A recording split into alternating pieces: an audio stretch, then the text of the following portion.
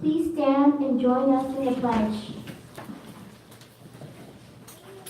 Right hand over your heart. Ready, begin. I pledge allegiance to the flag of the United States of America and to the republic for which it stands, one nation, under God, indivisible, with liberty and justice for all.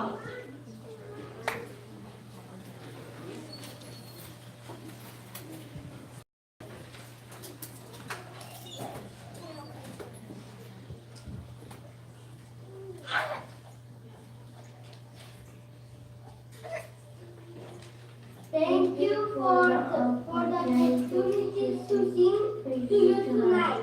We love going to Jimenez.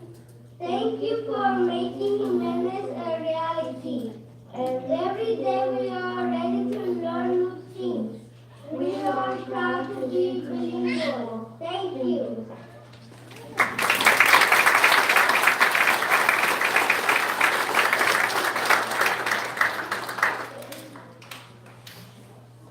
Muchas gracias por darnos la oportunidad de cantarles esta noche. Nos encanta estar en la Escuela Jiménez. Gracias por hacer Jiménez una realidad. Todos los días estamos listos para aprender nuevas cosas. Estamos muy orgullosos de ser bilingües. Gracias.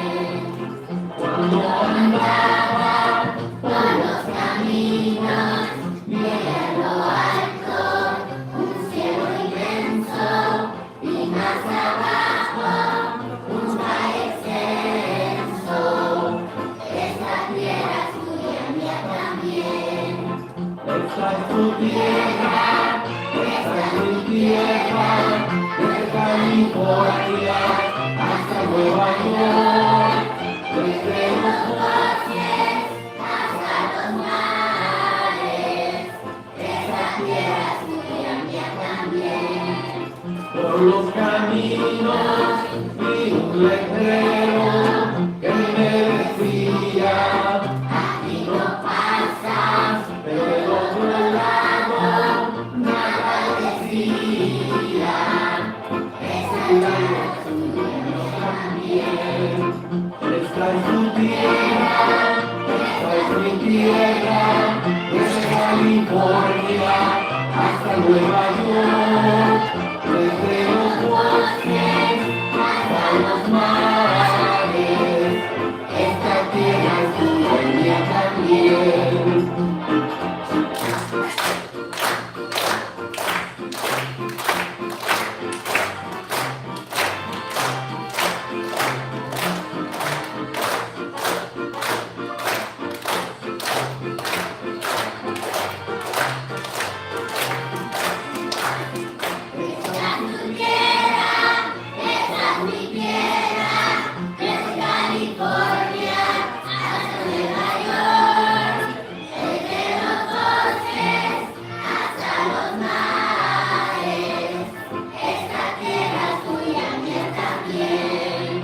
Cuando andaba por los caminos, mira en lo alto un cielo inmenso y más abajo un valle extenso.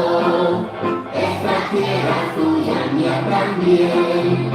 Esta es tu tierra, esta es mi tierra, desde California hasta Nueva York. Desde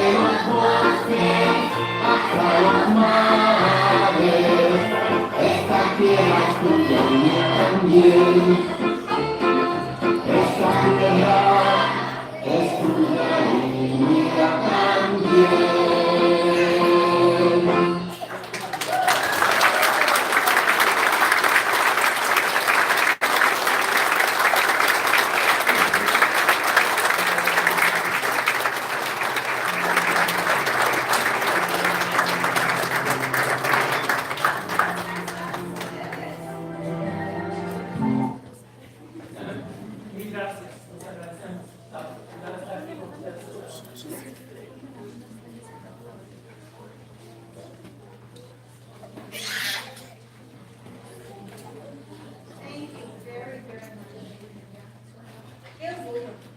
Y estaba viendo a los padres aquí cantando también, sin voz, pero estaban cantando perfectamente. It was a wonderful presentation. Thank you for being bilingual. Thank you for being here.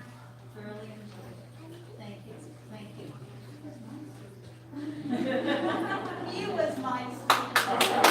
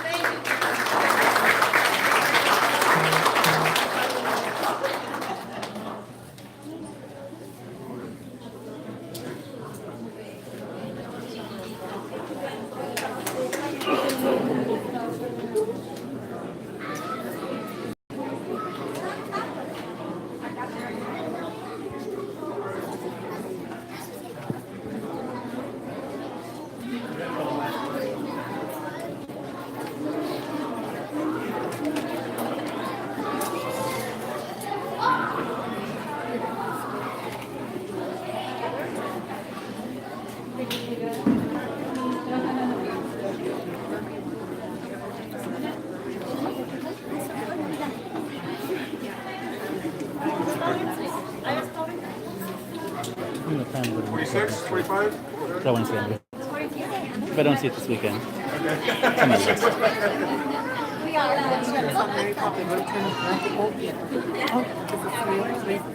Yeah.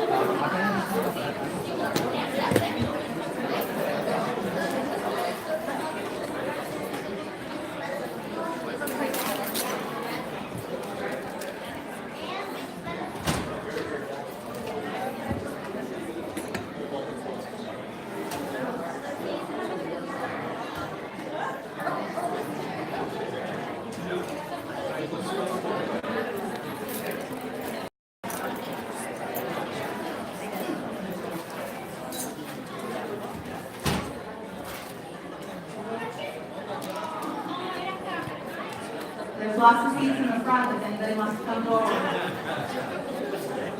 Thank you, Mrs. Segura. A couple more minutes.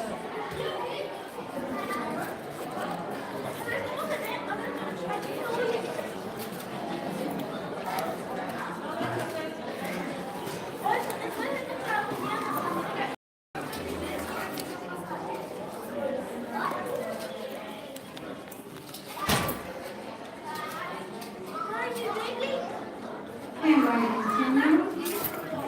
Calendar of upcoming meeting activities and events. Wednesday, March 27, 2019. Board study session. Wednesday, April 10, 2019. Regular board meeting. At this time, we'll move to open session, public comments.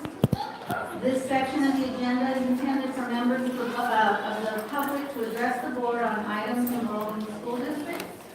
Comments shall be limited to 3 minutes each person and 15 minutes each topic. If an answer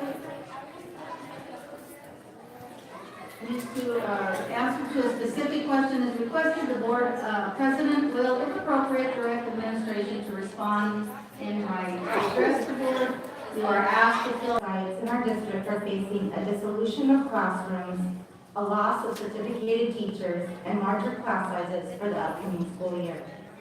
It's understandable that a decrease in students and a resulting loss of income will require certain changes to be made. However, is the plan to release teachers and increase class size the best course of action for our students? Students come to us with diverse backgrounds and varied needs. Smaller class sizes increases a teacher's ability to differentiate learning and build stronger relationships with their students. Studies show that smaller class sizes are more effective at bridging achievement gaps and are better suited for students that are acquiring English. Our latest certificated contract states the district will make a concerted effort to reduce class sizes and recommends the ratio of 20:1 in first to second grade and 28:1 for all other grades. Has a concerted effort truly been made to lower these class sizes? Is it possible to achieve the needed monetary cuts in other ways? Increasing class sizes should not be the answer. I ask you to reconsider this course of action. Let's put students' needs first and give them their best chance at academic achievement and future success. Thank you for the opportunity to speak.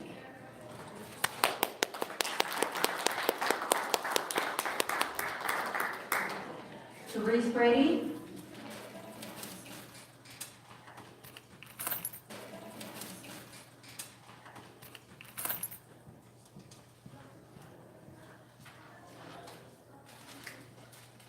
Good evening, board and administrators. My name is Trace Brady. I teach fifth grade in Monteveros, and I'm very happy to be able to speak on behalf of many of the teachers from Monteveros tonight. I sent you all a letter yesterday, and I just wanted to give you a hard copy of the letter to make sure you get it. Really what I want to say is that besides parents, teachers are our students' biggest advocates. We are really, everything we're saying in this letter is really in the best interest of what's best for students.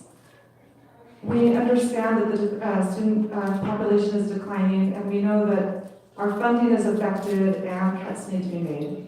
That all makes perfect sense. We get that. We understand that that's a business decision. But we just want you to keep in the forefront of your mind as you're making these decisions that our business is children. That's all I really have to say. So thank you again. Thank you.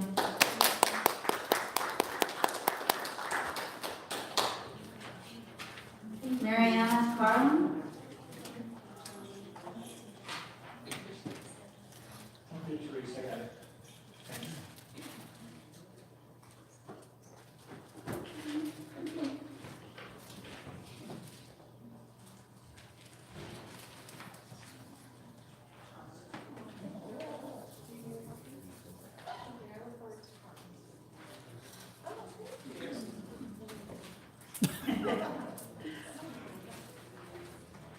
Thank you.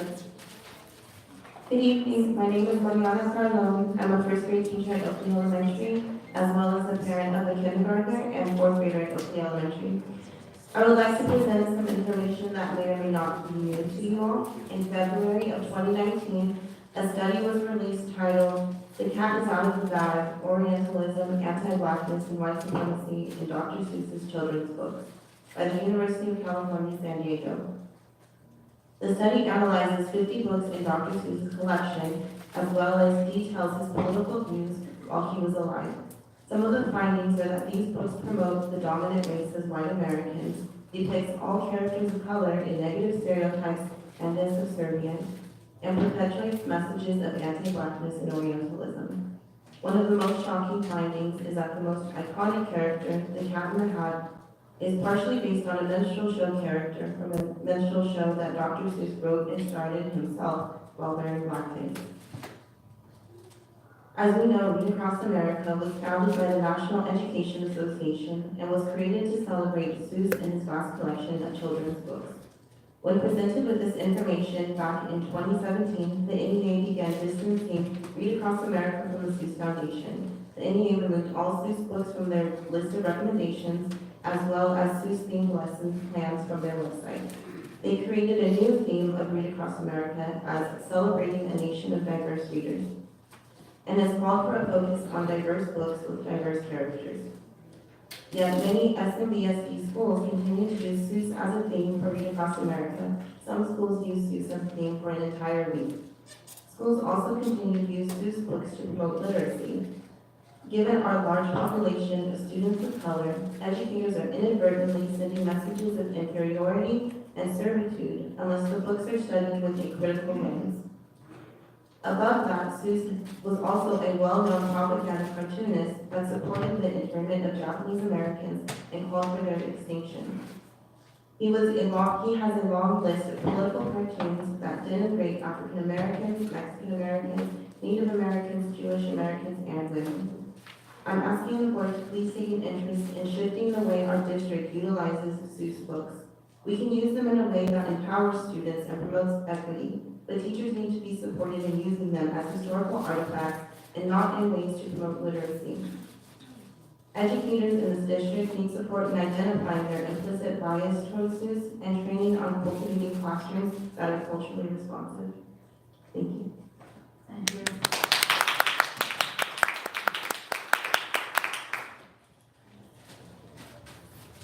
Now, Harris?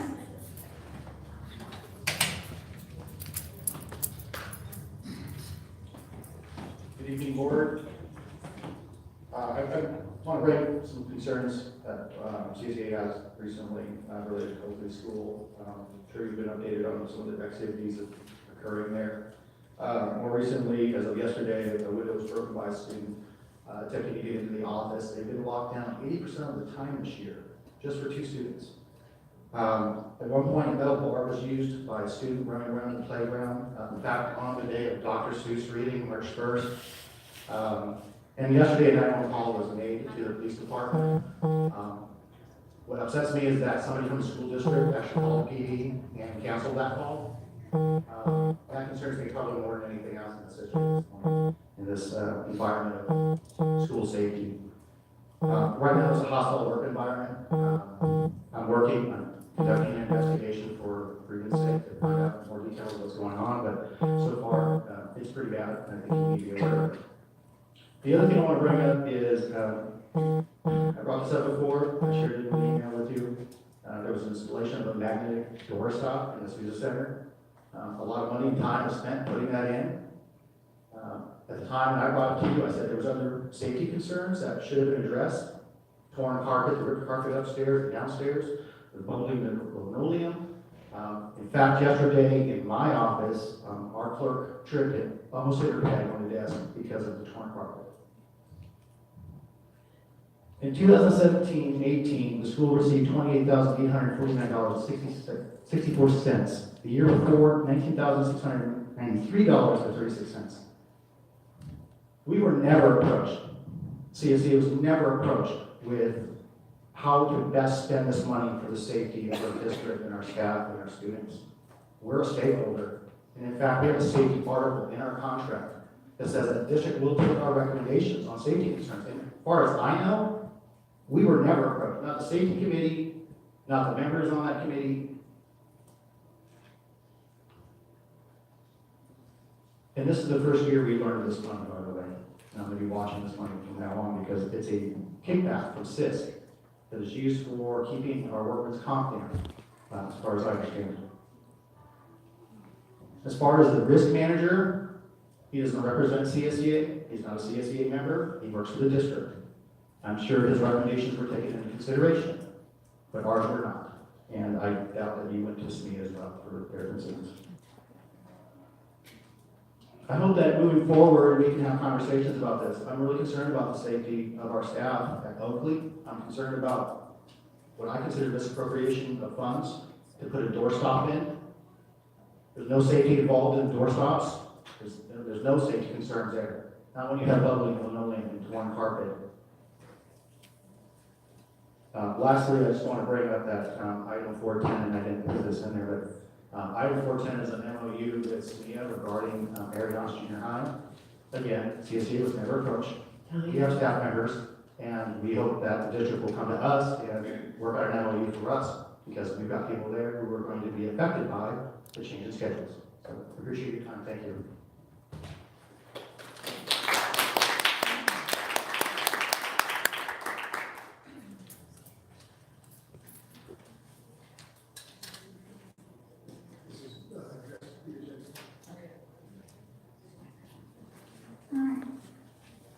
I'd like to go back to the approval of the agenda, or we're actually on the approval of the agenda.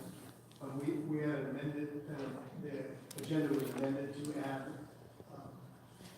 item 226, which was a bid on a cruiser that was posted, the act is not in your packet, so I'd like to forward item 326.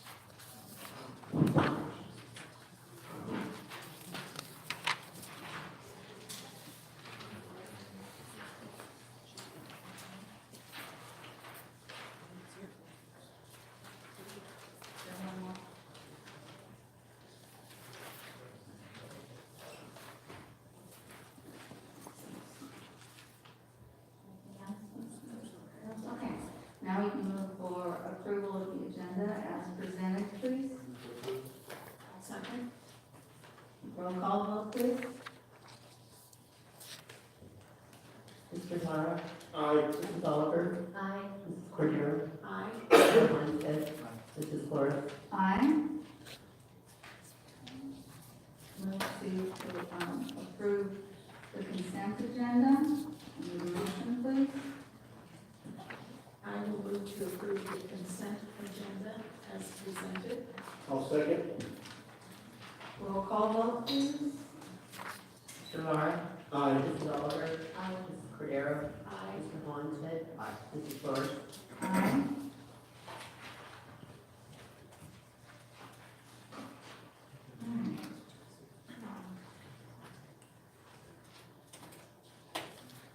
Moving to our action items. Item 110, Resolution 1814, approving the absence of a board member from meetings of the Board of Education. Item 110 is presented for the board's consideration. To compensate board member Laura for his absence from February 15th board meeting. Any discussion? Approve item 110. Or a second? Second. And a roll call vote, please. Mr. Lara? Aye. Mrs. Oliver? Aye. Mrs. Cordero? Aye. Mr. Lundstedt? Aye. Mrs. Flores? Aye. Motion approved. Item 111, public hearing, Williams uniform complaint. Item 111 is a continued next step in the Williams complaint process. Board Administrative Regulation 13.12.4. The background information is provided to the board. This is a Williams complaint that was filed by Fessler's Physical Education Teachers Veterans Association in regards to the condition of the field. And it's gone through the Williams complaint process, and the next step is public hearing. So, Mr. President, please step forward.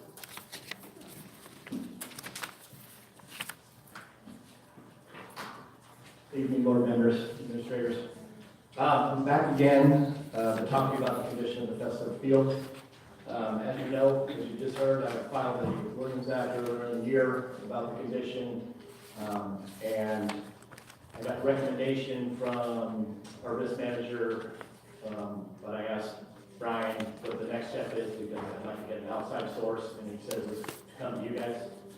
I came, this is, third, fourth time I've come and spoke to the board about our field over the last 3 to 4 years. I've talked with Mr. Lara and Mr. Beecher came out during the transition from Mr. Alvarado to Mr. Ontiveros. I've had Mr. Ontiveros walk the field at the beginning of the year with me. We went through it after some repairs over the summer. I I had the chance to have Mr. Lar come back out after about 2.5 years after the first time we walked the field with Mr. Beecher. I was told at the first meeting that give us 2 years and we'll try to address this issue. So we're going on 3 to 4 now. Again, when I had Mr. Lar come out, hopefully he'll agree with me, it'd be a good talk. When we walked the field again, it was in worse shape than it was the 2 previous years. We've had students come present. We've had projects done, turned into, we've had slideshows. Some of the other English teachers have turned class projects into writing to the board to tell them about the condition of our field. We've had a parent come and speak in the open session for us. Voice of concern for her daughter and fellow students at Fessler. Unfortunately, though, our actions and voices we feel have still not been heard. I say again because during the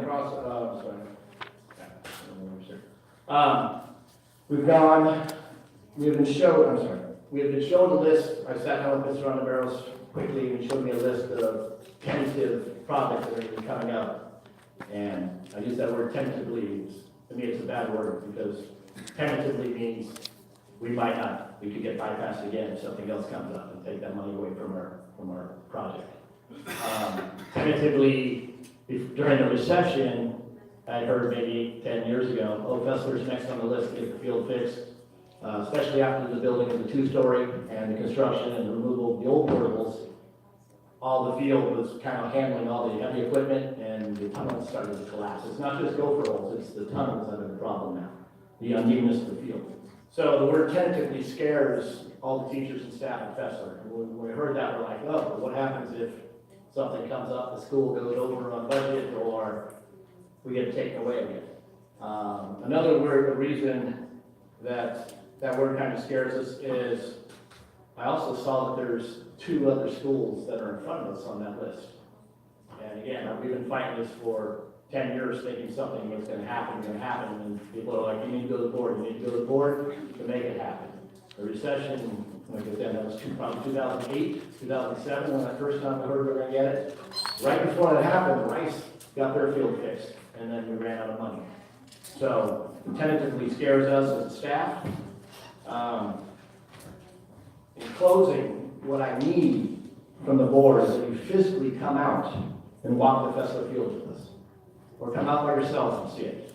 I know Mr. Lars has been out there, Mr. Ontiveros has been out there. I'm not sure if Mr. Holland has stopped by or Pete has come by. But we feel that since you were elected to represent the parents and students of this district, it is your duty to provide a safe learning environment for all of our students. Our field is a classroom for up to 1,000 students a day at Fessler. And we're one of the only schools still growing, so we will be over the 1,000 next year when we come in fall. When we ask you to come stop by, I want to say, no, we need you to come stop by, and you need to walk that field with us. You need to be able to see it. Our slideshows, our drone pictures, speakers coming up, talking to you about it can't represent the true danger that happens in that field and the obstacles that we have to go through and our students have to deal with every time that we have a class out there. So the best way, and I'm hoping we can get you to commit, come out and take a look for yourselves. Don't just listen to what someone else might have told you from M&O or we've told you. And 3 years out from now, it's a long time, and that field's not going to get any better. It's just going to keep going downhill. It's going to look good right now because all the rain, and it looks like there's grass everywhere. But that actually hides all the hidden dangers that are underfoot.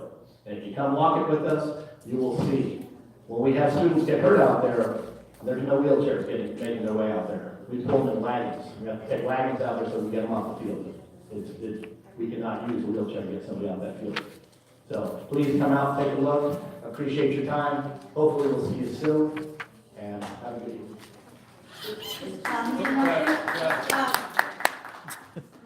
a little bit of clarification. I'm curious to know, and I have fallen on your field, and I'm curious to know what you and your staff feel needs to be done that has not been done. Well, I mean, in the bigger picture, it's the irrigation and all that, but to us, it's the unevenness. Yeah, it's really hard. It's really hard, yeah, I mean, they've done a good job of trying to at least get the track part that we run on, but that's a small portion of our units and everything that we do. But when you head into the middle of our field, it is, you're looking down. Really, you know, the younger kids are a little more pliable. I'm getting a little up there in age, Mr. Porter and some of the other ones. When we're walking across the field, our eyes are down because it's the hidden things underneath where it looks like it's nice grass, but you hit on the tunnels. Like I said, the gopher holes are easy to see. It's the tunnels that get us. When we had that gopher gun, when they were shooting the butane in there and they were blowing up the tunnels, we thought, oh, this is going to be great. We're finally going to get those gophers. Well, all that kind of did was ended up collapsing all the tunnels, and now there's, instead of just a hole and then they pile dirt back on it, is you have the tunnel that runs through that's the unevenness. And that's, again, you know, you can make it out, you'll get a first-hand experience of what it's like. Does this rain worsen that erosion and the erosion of those tunnels and stuff, or are they, I mean, I know you're saying the grass is covering some of it up, but is it actually collapsing and stuff, or? Yeah, like the beginning of the year before the rains, when it was drying out, we had one of our mains was down in front of the school, so the sprinklers were off for maybe a month or so. I'd have to ask them to know about that, but we had a problem with one of the mains by the front office. And when it dried out, actually, we were walking and your foot would sink down. It was like it was collapsing more because there wasn't the moisture holding it together. Okay. But, I mean, we saw a kid, Kelly and I, running right in front of us, counting laps and stepped right in the hole. I mean, it wasn't a hole when he stepped, but as soon as his foot went down, he went face first right in front of us. And that's on the track part. So, it needs to be seen, not talked about. So that's why we invite you to come out, because I think that's the only true way you can find out what we're dealing with and why we keep coming back and asking about getting it fixed. I don't think this is a problem that is unique to Fessler. It's unique to many or most or all of our playgrounds. And we need to investigate and find out what we can do to make this a permanent thing. I mean, go in for a couple of days, everything is fine, and then go back to where we were before. And I agree, and I think one of the first times I talked, I said, I would like to fight for all the schools, but I need to focus on Fessler and my students. But yes, I've been to some of the other schools, and I'm like, okay, we're all in the same boat kind of. So, not all of them, but at least when I went over to Miller a few years ago when they got their track, I remember heading out to check out their track to see how it was, if we wanted one, and just remembering that the field was in bad shape as ours. Thank you for bringing this to our attention. Okay, thank you. Thank you.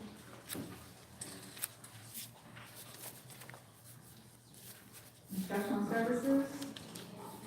Item 210, approval of application, the low performance student block grant. Noah?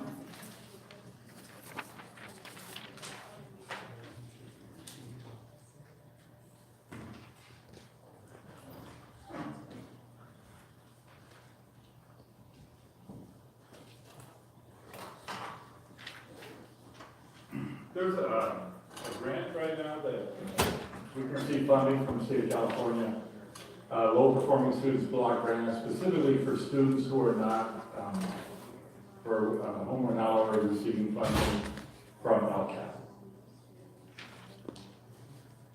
So this is a low performing students block grant, state education funding initiative with the goal of providing grant funds to local educational agencies serving pupils identified as low performing who are not otherwise identified for supplemental grant funding under the local control funding formula or eligible for special ed services. So we're bringing forth that we're going to have a plan for how we're going to allocate these funds, and if the board approves it, then the state will release those funds for us to use. The eligibility is the student receives a 1 on both ELA and math, or a 1 and a 2 on ELA and math on the CAPS. If they have a 1 and a 3, they're not eligible, or a 1 and a 4. Or if they have a 1 on either the ELA and the math, and they don't have a score in the other, occasionally the kid, they'll be absent or something like that, you can only get a score for 1 of the 2 tests. And also the child is not an unduplicated pupil. So we have 92.6% of our kids are unduplicated pupils right now. So it's a small percentage, 7.4%, and then out of that, we also pull out special ed. So about how many students is that? 132. Thank you.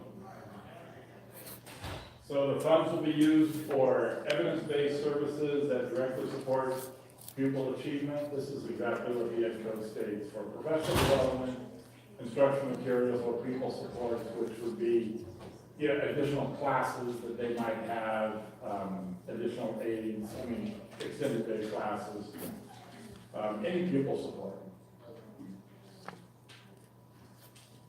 So our plan is to conduct a needs assessment of the identified students. Like I said, we've identified 132, we've looked at it a number of times, that's what we think we have, and we're gonna reanalyze. We're looking for advisement from our instructional services, our cluster group of principals who will collaborate and get feedback from their school site. Then we'll bring it to the LCAP stakeholder group. We're not looking at bringing it to DLAC because very few of these children are English language learners. They're very few, because that's a part of the funding we receive for English language learners. So we're going to develop a plan consistent with our LCAP goals. We'll implement the plan for 1920 and 2021. We'll analyze the results, and then we'll report out to the state by November 1st, 2021 regarding the plan, the implementation, the strategies used, and then the performance of those identified pupils. And then this is just for some background information. This is actually based off of numbers that the state gathered from 16-17. They had identified 270 of our students. Like I say, we've only identified 132 right now, but it looks about right, the 132. But the allocation is based off of the 16-17 count, almost 2,000 per kid. So per student. So we're going to get over $500,000 to help out the 132 students. So that's about, it's over $4,000 a student. So we're very interested in coming up with an effective plan to help these students. The total state appropriation to all schools is $300 million. It is it is a way to some degree to level out the LCAP funding because we're not being funded. Everyone in the state is receiving funding for low achievers. This is only low achievers who are not already receiving funding for based on their being foster in EL or low socioeconomic. So for instance, we're receiving the same amount of money as Oregon, just about, they have 268 students. So we're receiving just about the same amount of money as they are for the same project.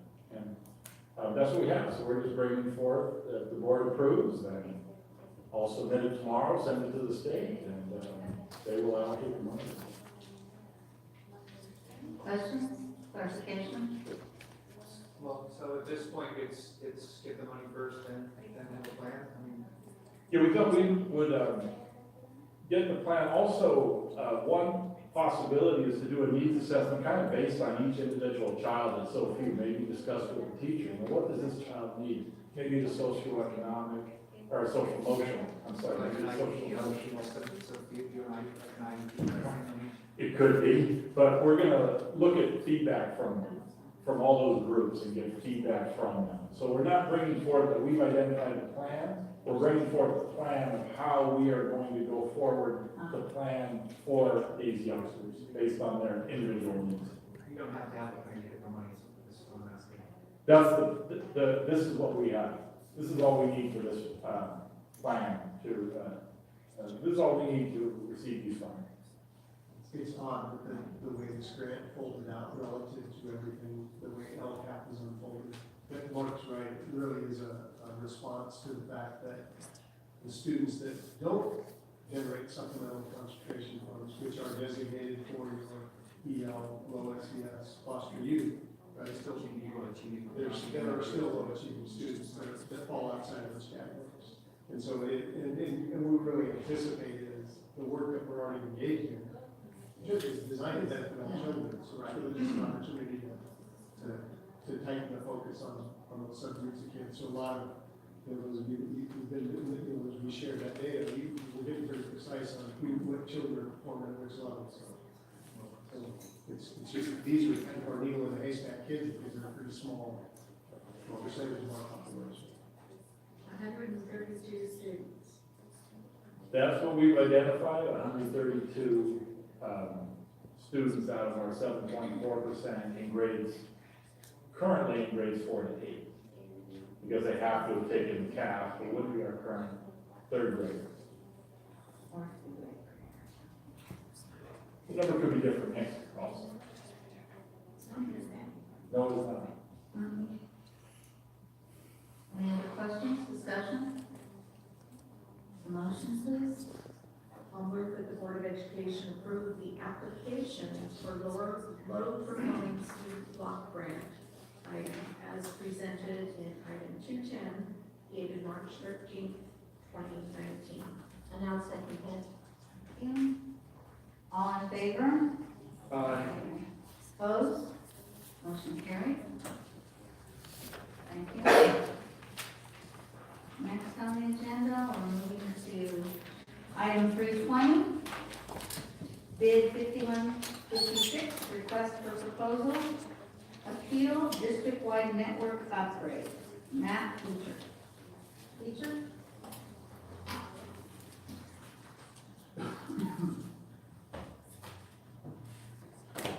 Thank you very much, Ms. Flores. The item tonight has to do with a bid protest the district did receive related to our request for proposal for the network equipment upgrade.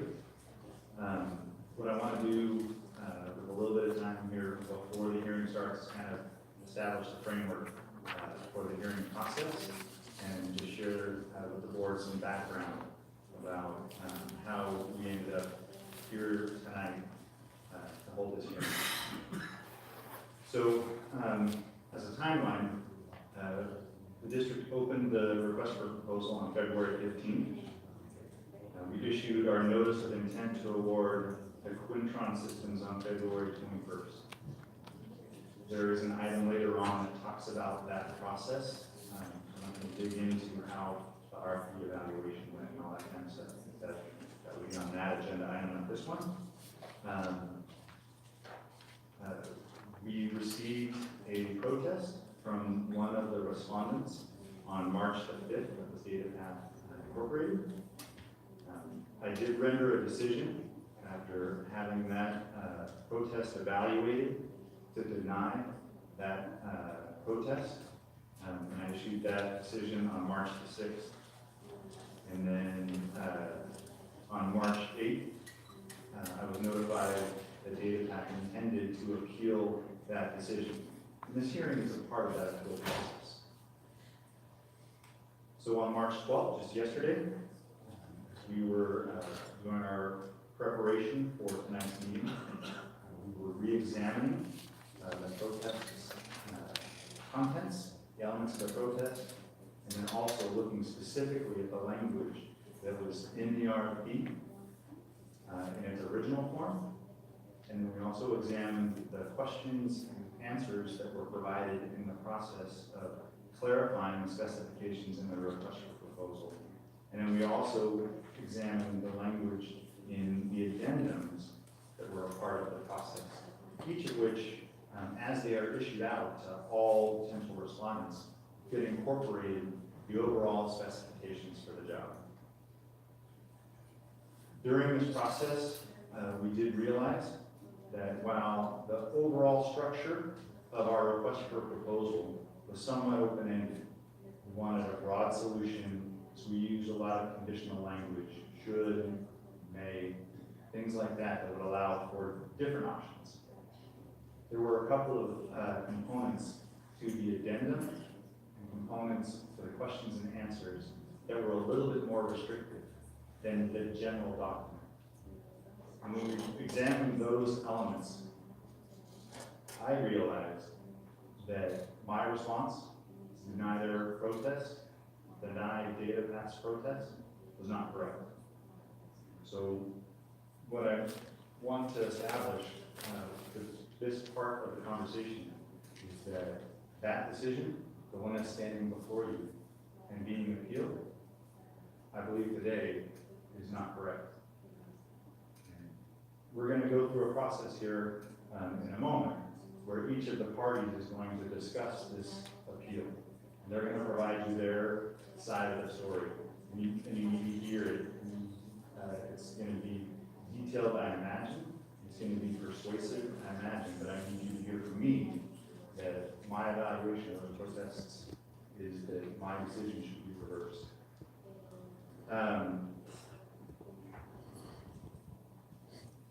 When we get to the end of the hearing process, it will be appropriate for the board to take action on what's provided. I want to make sure I come back to the podium and that I'm available for some questions, and then I can give some wording that comports to where I feel this should be, but I haven't heard the testimony yet.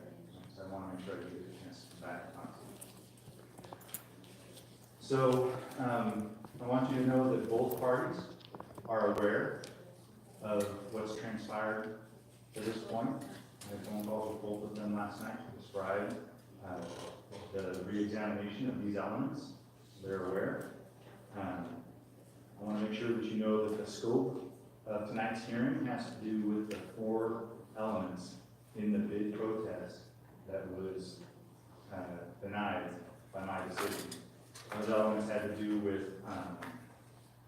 specifically that all 12, 24, 48 port switches are to support multi-rate, multi-gig Ethernet. That all indoor access points are to support multi-rate, multi-gig Ethernet. Costs for the integrated management tools. There's a component of the protest that weren't included. And then a single pane of glass management system. Those are the 4 elements of the protest that were provided. So that's kind of the framework for what can be heard tonight. Each party gets to support their position on those 4 elements. Will you say those 4 elements one more time, please? Sure.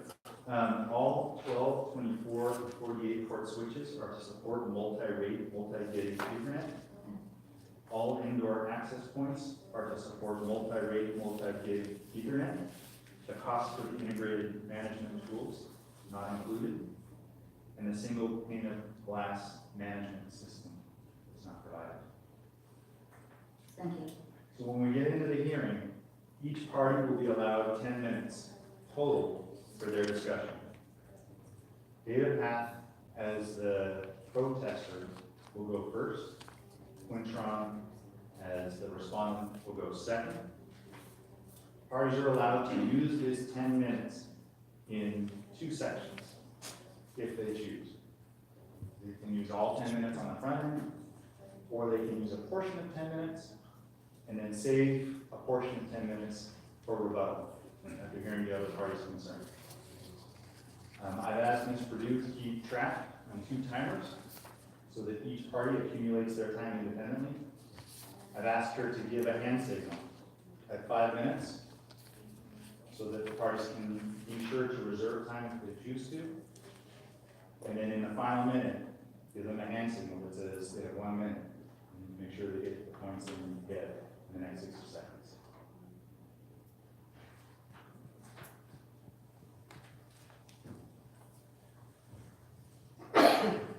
At the conclusion of the hearing, each board member will be given a maximum of 4 minutes to ask questions of the parties.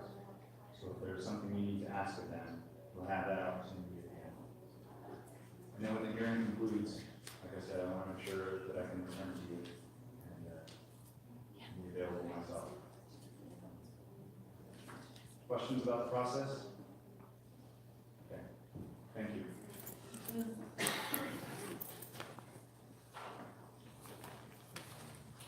So we have parties in the audience from Data Path. Come on up.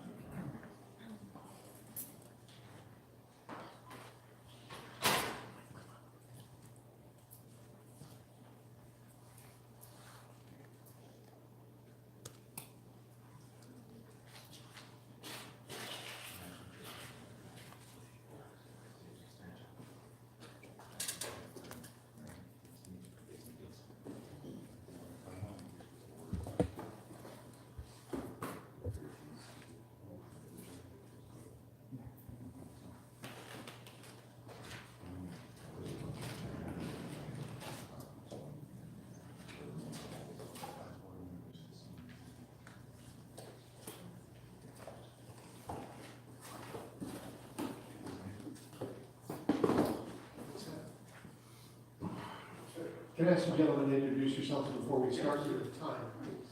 Am I allowed to use the projector? Yes.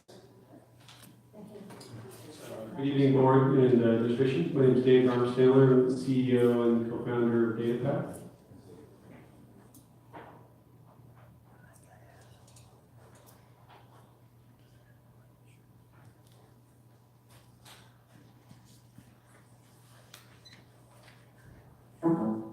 And my name is Ernie Funari. I'm with Ruckus Networks, who is the equipment provider for the bid.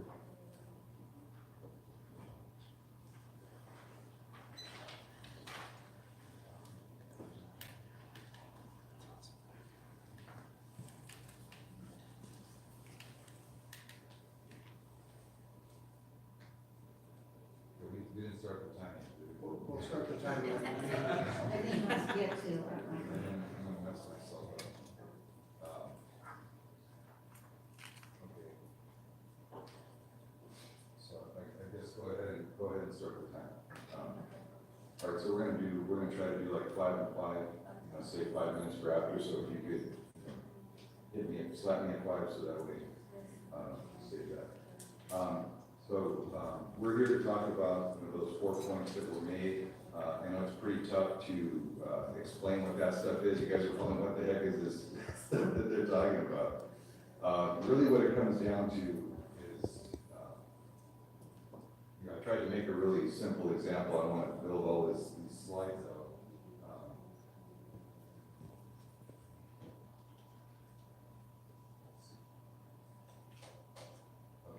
It really comes down to apples and oranges, so I try to make it simple.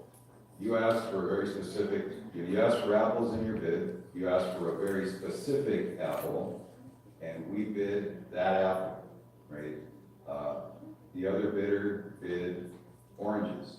And so what's happening here is you're now contemplating accepting an orange instead of an apple. This is not about Quintron a good company or a bad company. In fact, I love those guys. I know all those guys. It's a great company. I've worked with them before. DataPath is a good company as well. All good people. It's not about that. It's about what you asked for. So you asked for something very specific, and we gave that. We took that to the letter of the bid, which is what's called an E-rate bid, which is funded by E-rate, which is under the Department of the FCC. And so they have a very specific set of rules. So when you say, I want this, they will fund exactly that and nothing else. So these are the 4 points, and the access points, which are the wireless access points in the ceiling that you're connected to on a wireless device. The network switches, which is what those wireless access points connect to. And then also the management platform. So when they say single pane of glass, you're all looking at one screen right now. So that's what's called a single pane of glass. It means you can manage the whole environment by looking at a single screen. And then also providing the management licenses and the software at no charge. That's what we appear to see in their bid. I have asked multiple times for, this is all public information, pricing, because I want to validate that this software indeed is not being given away at no charge. In the world of E-rate, if you give away anything for free, even a cable, and even if it's 6 months down the road and it's tied to that same project that had E-rate funding, you risk losing all the funding. In this case, you're talking about $2.6 million. It's a huge amount of money to put at risk by accepting a bid that is not compliant to the bid specifications. USAC, the FCC, this whole department is very specific on what they want, from bid specifications. You just have to follow them. So that's really, without going through this, sleep through all this other detail, this is really what this is about. And we spent, you have in front of you all the background information. I spent probably over 50 hours digging into this and looking at the bid, its specific language. And by the way, I lose bids all the time, right? That's just the way this business is. And that's okay. And we're gracious when we lose, we're gracious when we win. But when I see something that just wasn't compliant to the bid specification, I have to, raise my hand in all fairness, because the bid has to be open, fair, and competitive. And I cannot compete with someone that didn't bid to the spec, they bid to a different set of specifications for whatever reason. Again, not faulting anyone, it's just, it is what it is, right? So that's really what this is about. And I'm not, again, if I go through all the detail on the technical stuff, you're all gonna throw stuff at me. So I'm not gonna go to that level, but go ahead. Yeah, I just, thank you guys for figuring this out. I will say, we've been in business since 2005. We're about 60 employees. We work with school districts up and down California. That's what we do. This is the first time we've ever protested a bid, ever. And we've lost plenty. And we've left with our head high, and we keep things clean and transparent. So, thank you. We're gonna stop here.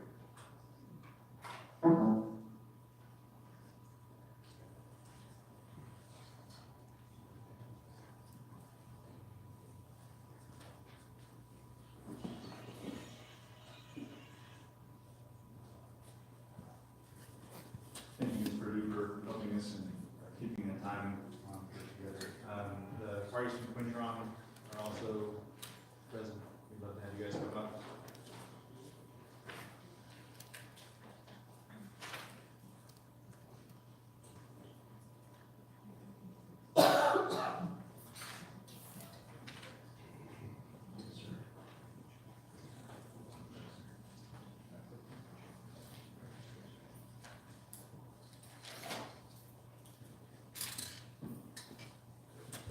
Can I start? How about introducing yourselves first, so we don't make that part of the. Absolutely. Beside me is my partner, Bobby Jester, and he is with Arrowhead Networks. And I've got Bill Kelly here with Juniper Networks, and then I'm Ryan Marks with Quintron Systems. Members of the board and administration, thank you for allowing us to speak this evening. As I said, my name is Ryan, I'm the Vice President of Quintron Systems. We're here this evening to discuss Quintron's RFP response that we feel is in compliance with the RFP documentation that was distributed by the district, despite what you might be hearing otherwise. Furthermore, I'd like to make mention that Quintron has enjoyed our long-standing partnership with this district that goes well beyond 25 years. So, once again, my name is Bobby Joster. I'm the Regional Sales Manager for Arrowhead Networks. To address some of the displays over there with, they're talking apples to apples. Based on the exact lettering of the RFP, our devices and hardwares that we quoted and supplied to the school district did meet the spec. And we are here more than capable to display that. Sure, there was, so I'm with Juniper Networks. Juniper is a manufacturer of network switches, the stuff that goes in the closets that most people don't care about. Also the stuff that goes in the classrooms, which many of the teachers, my wife is a teacher, and teachers do care about those things. So there was talk from Mr. Fenari about a 12-port, a 24-port, and a 48-port switch. The claim was that the Quintron solution was not compliant. That we believe, well, we don't believe that. That was an incorrect statement. Our solution is fully compliant. It does support all the protocols and everything in the specification. One of the concerns that we have with we had the opportunity, thank you, Mr. Beecher, to show us the data path proposal as well, and we do have some concerns on the switching components within that part of the proposal, which is they chose to use a 48-port device for all three categories. Those 48-port devices are quite loud, so they're about 52 decibels, which is a specification that's similar to a hairdryer running in the classroom all the time. So there's some current concerns about using an inappropriate device specifically in the classrooms because of environmentals. But nonetheless, our devices are 24 and 48 port. and are fully compliant with the specification. In addition, Mr. Bernari did bring up a single pane of glass for the management and supporting on the network. And that was an optional item. That was not actually specified as being needed. It was weighted with some points, and we did respond to that with our full details. Data Path and Ruckus is saying that they have that single pane of glass, but unfortunately, because they did bid solar winds as part of their bid, those are two separate bid solar winds as part of their bid. Those are two separate systems, so their argument with that would be tossed out as well. I think, we'd like to split it between 5 minutes as well. So 6.5. We're good?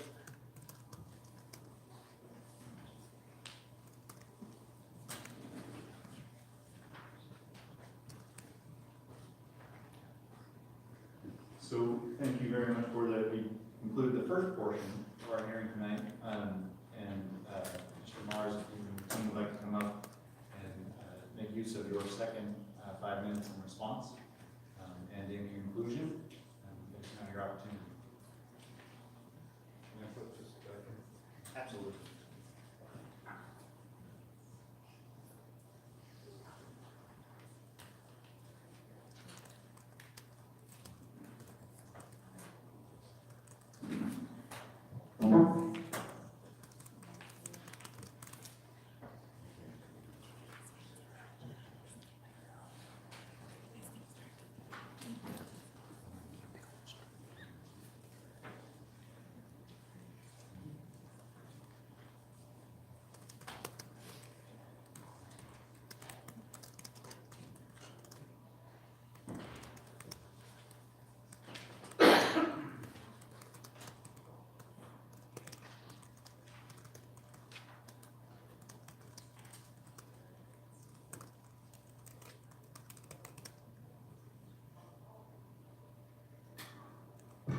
Okay, start me?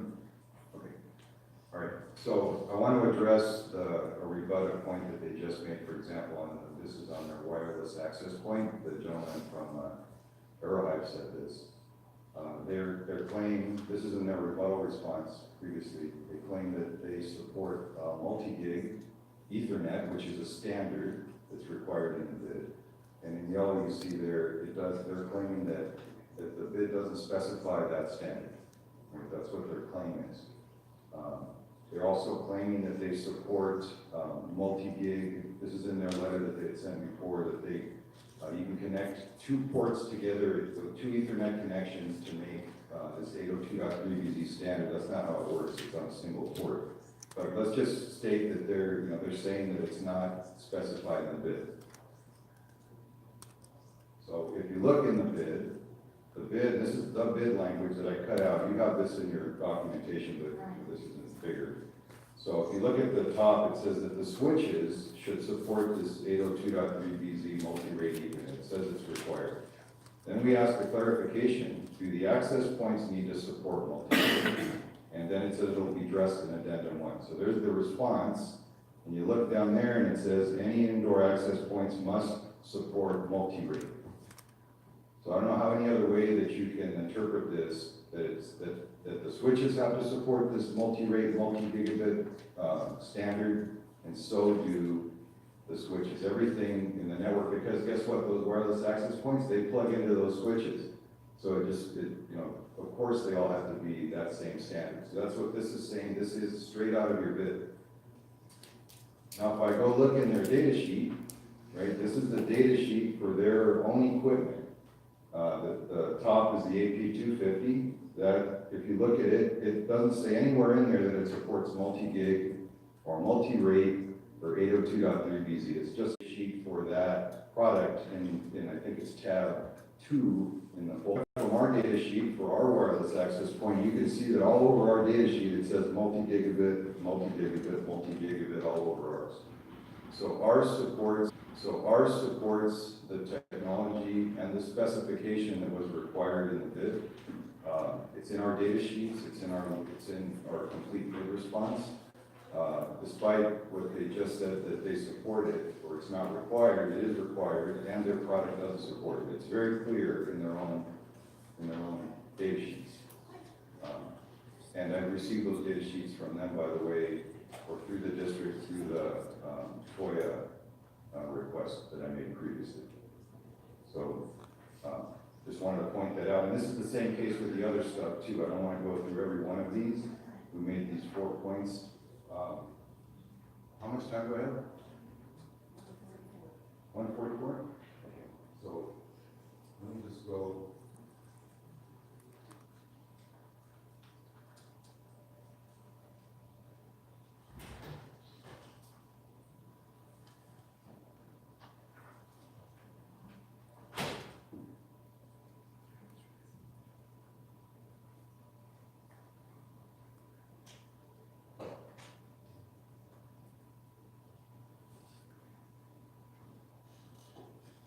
They also just made a claim that says that this single pane of glass is not required. So this is their own RFP response that they responded to. It says that yes, we partially comply. And then it says, our 2 management applications we provided are separate. Am I done? 1 minute. Our 2 separate applications that we provided 2 applications, not 1. Right? They just claimed that we provided 2. But they're providing actually 3 in their management proposal. Yeah, we did, and there's no single pane of glass. They've said in their own statement that it's 2 or 3. This is what it actually looks like. We put, our stuff is on the left. We had to put another manager on top of ours to do the single pane of glass management that was required. That's why we put that third-party manager in there. That is, by the way, SolarWinds is the industry standard for multi-vendor management. It is the #1 product out there. We had to put that in there to meet the bid requirement because you wanted to be able to see everything from one screen. That allows you to do that. Thank you.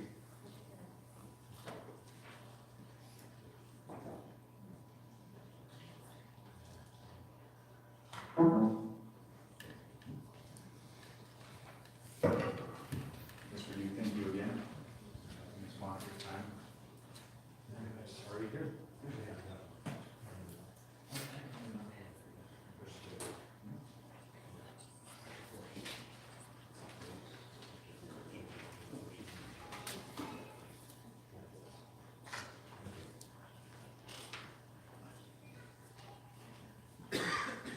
So you guys have this in your hands.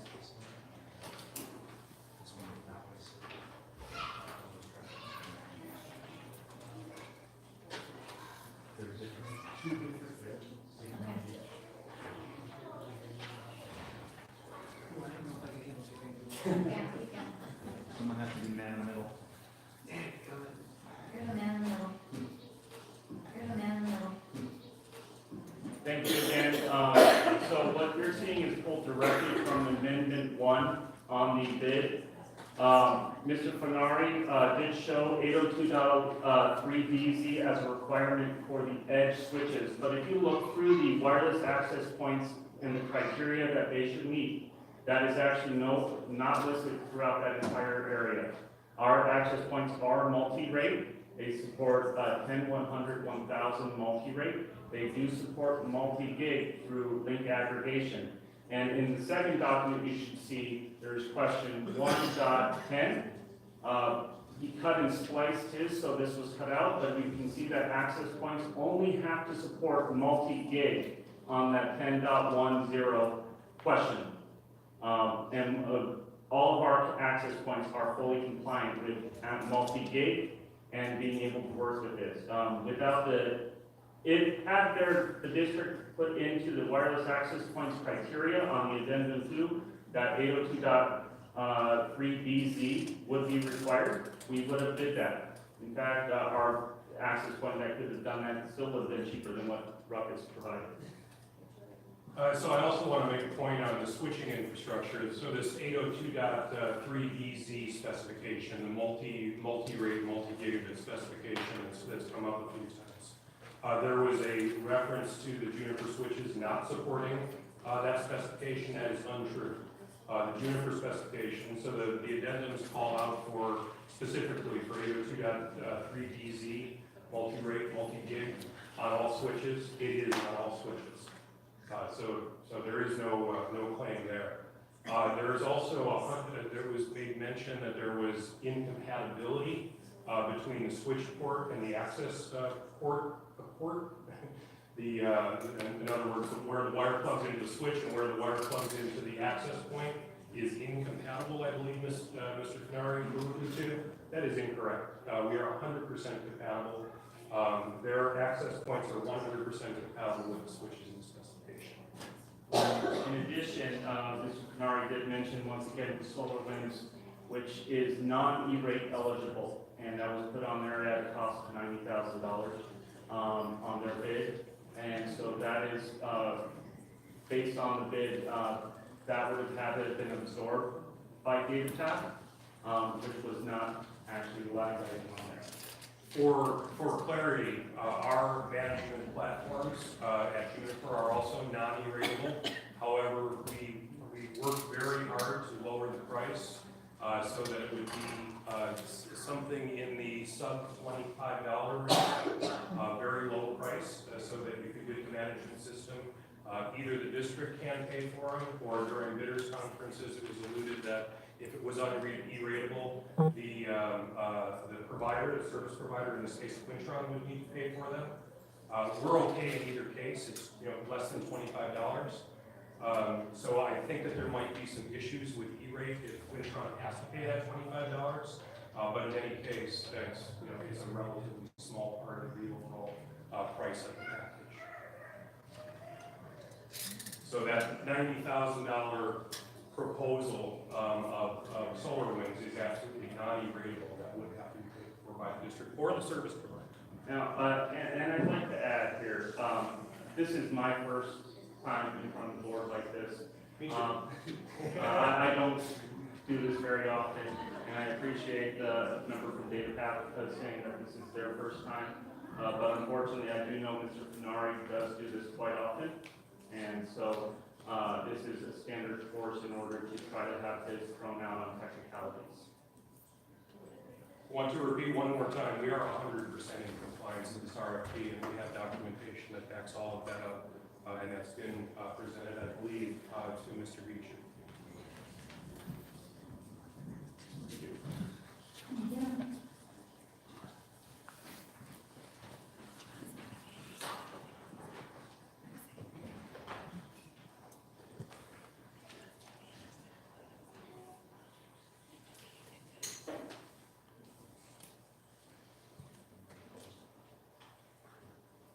So at this point in our hearing process, there is the opportunity for each board member, 4 minutes, to ask questions of the respondents.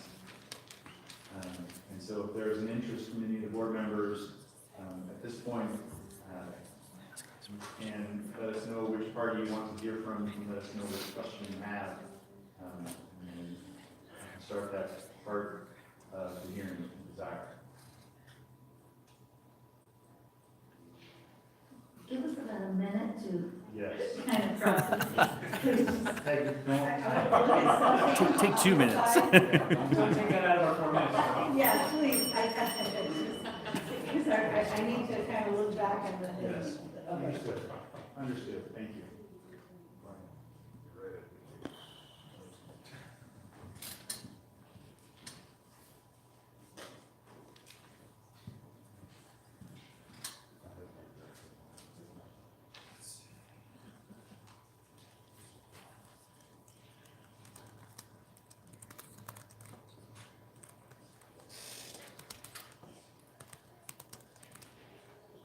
Mr. Beecher?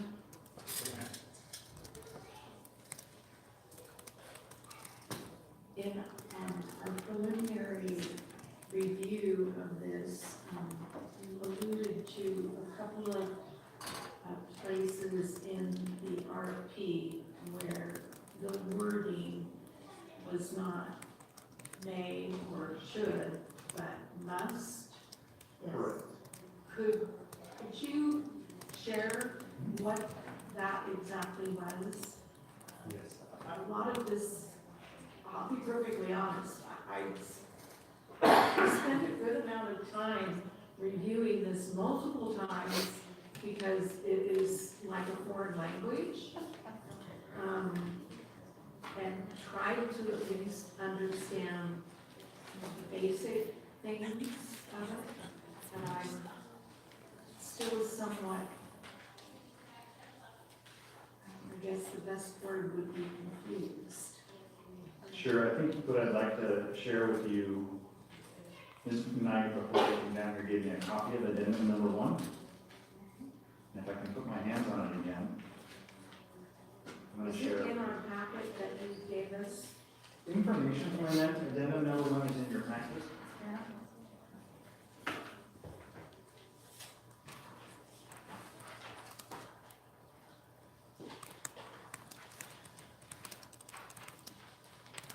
So I'll share this with you. I've been advised that the projector isn't the greatest way to share information, but I'm going to do my best to get it to you anyways, because I don't have this prepared in a PowerPoint slide. And this is why it's not advised, because it's going to take me 5 minutes to get it. There you go. Maybe a laparoscopic surgeon yet. Oh my goodness.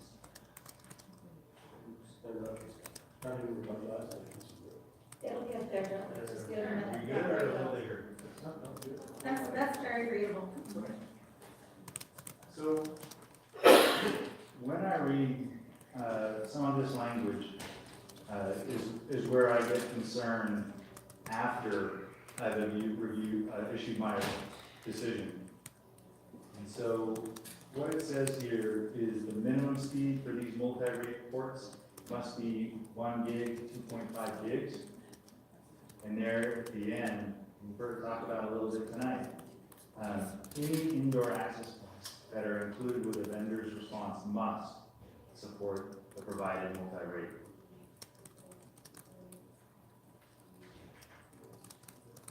And that's the word must. There was a comment that talked about multi-gig, and there is an answer that refers only to multi-gig, but in this addendum, it describes multi-rate. Can I ask either Mr. Kelly or one of the guys from Control? Please. Please. I'm not sure if Mr. Kelly's the exact one, but I'm the switch guy, so I'm not the well, access then point guy. probably, yeah. Okay. So, when you were mentioning the decibel level. Yes. Of the 48 port. Yeah. And this, maybe this pertains to this or not, it sounded like that you were making an interpretation of something that could fulfill the requirements, but wasn't exactly what was specified. Correct. So that you had made an adjustment based on that decibel level and whatnot. No, not exactly. So the specification calls out for 3 types of switches, 3 sizes, if you will, 12 port, 24 port, and 48 port. At Juniper, we have 2 switches, a 24 port and a 48 port that meet the specification. At Ruckus, there's 1 switch, a 48 port switch, that meets the specification.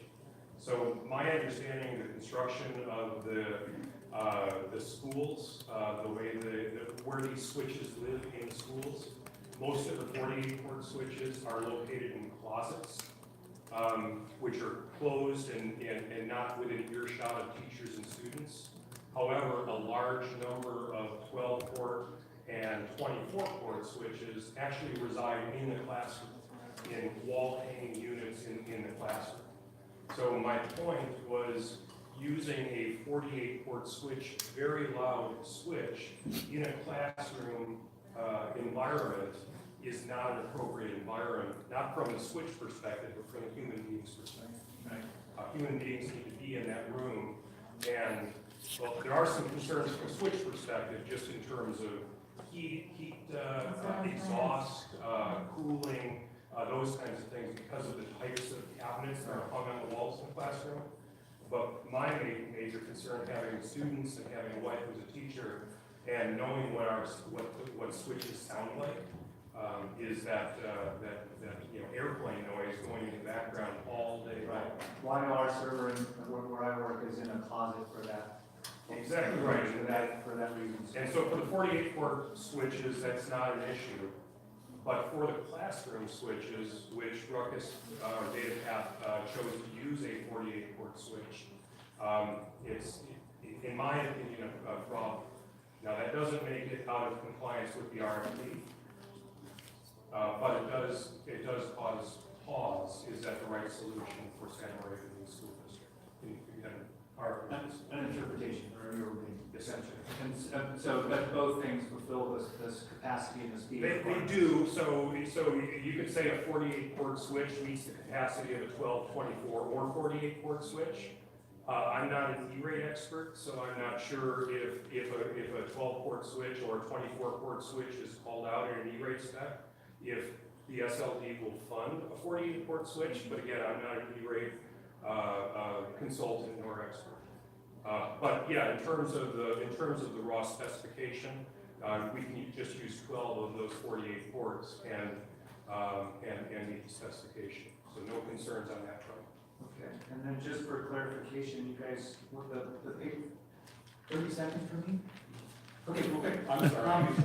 No, that's okay. No, you presented us with paperwork that addressed the 802 3BZ or AF, and then versus an 802.11. But then I do see that stuff here is provided. So it's spec'd out under switching, it's not spec'd out under Wi-Fi. And based on this addendum, the clarifications, if you see there, the change from 40% to 25% would be highlighted in red below, but they did not make any changes on the Wi-Fi specifications below, except for the outdoor access points need to include multiple directional antennas. So those were the only changes specified directly on the access point in the access point category. Yes, it does say that they do need to provide multi-rate, but they do not say which multi-rate they have to provide on the access points. Okay. Thank you. So which multi-rate do they have to provide on those specs? Well, so that's really ambiguous. As Mr. Beecher said, Do they have an answer? I don't know. Can they speak during this time, or do we have to give? Oh, okay. So whoever would know the answer to that, yes, please, thank you.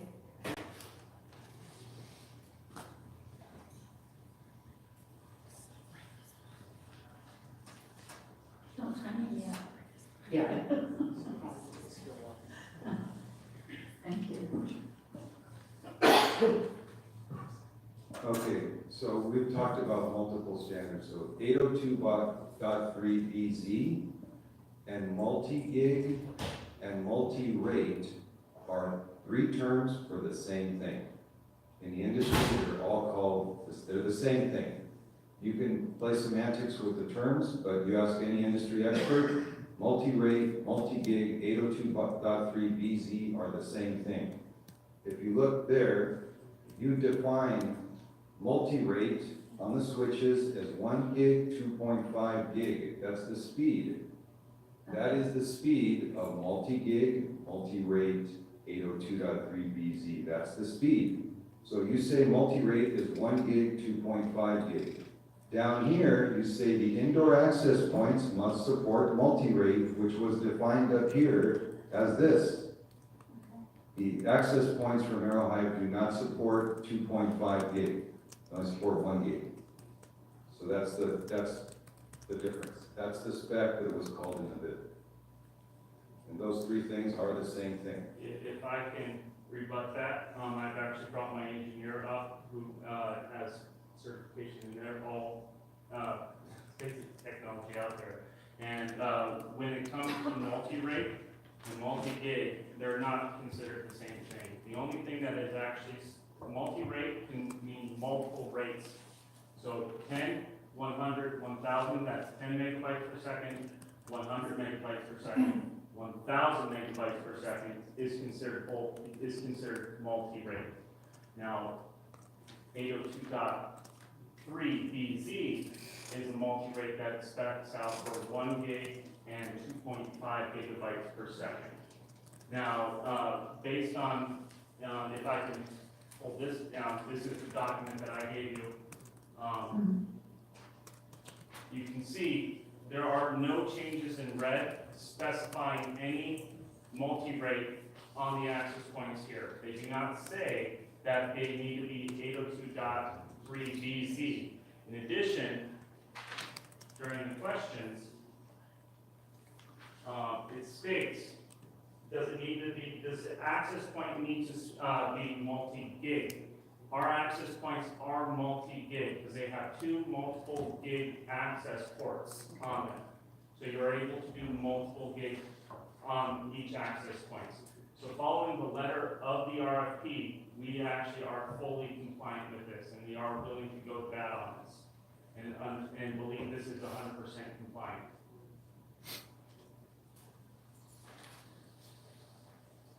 Where are the multi-directional antennas then? So the multiple directional antennas are for outdoor access points, and that's part of the bid already. Okay. So those are for outdoor APs that go out to provide access on the playgrounds and everything. So those are included in the bid in other sections.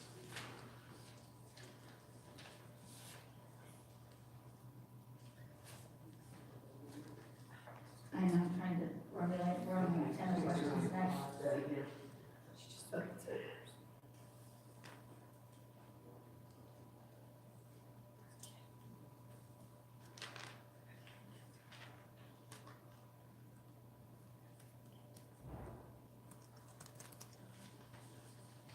So you were shaking your head no. So what is no about this? I mean, this 802.3BZ, and multi-gig Ethernet, and multi-rate are the same thing. They're all different terms for the same thing. I showed you previously, if you look at, on tab, on the little folder I gave you, look at tab 3, which is our data sheet, the one that says ruckus on it. Look on the first page, and I circled in red on there where it says multi-rate, multi-gig all over it. That's what we're talking about with the spec. And if you look at the one from, that term isn't there. Again, any industry expert, outside of this room, if you ask them, is multi-gig, multi-rate, 802.3BZ the same thing, they're gonna say yes. Because it is. It is the same thing. And here we're just playing games with words, trying to say that something is, now, they have multiple gigabit ports, I'll give them that, but that's not the same as multi-gig. It's not. Hi folks, I'm with Arrow High and Quintron, here with the Arrow High, Quintron and June. I actually work for Arrow High, I'm an engineer. I've been in the industry for about 25 years. I think a lot of the confusion that you're experiencing stems from the fact of words that are synonymous with other things. I'll show you a quick example. Multi-rate is actually a very generic categorical term for some interface that supports multiple speeds. What I'm going to show you is on my phone here. Let's see if this comes up here. Go ahead and we're on Amazon. Just type in multi-rate. And what we've got here, let's see, it might be a little too bright here. Just turn it the other way. There you go. Yeah, I want to show you the description. Turn the other way. Right, sorry. There. Right on the top there. There. Upside down. These are technicals. So you'll see here the description for this particular networking product. Well, you can't see it so well, but it's called a multi-rate 10, 100, 1000. Multi-rate is a very generic term. There's only one standard that specifies 2.5 gigabits per second as set forth by the International Electronic Engineering Committee, who are the guys who actually write these standards, and that key term is 802.3BZ. So multi-rate doesn't necessarily encompass 802.3BZ. It's not exclusive, nor is multi-gig. So, thank you. You want to address the board, or? Well, yeah, the Somebody time to wanna address the take board, this- unless they ask you a Ricky, question. just Sure. tell them to Time address the for board. testimony from the board is passed. Yep. Do we have additional questions?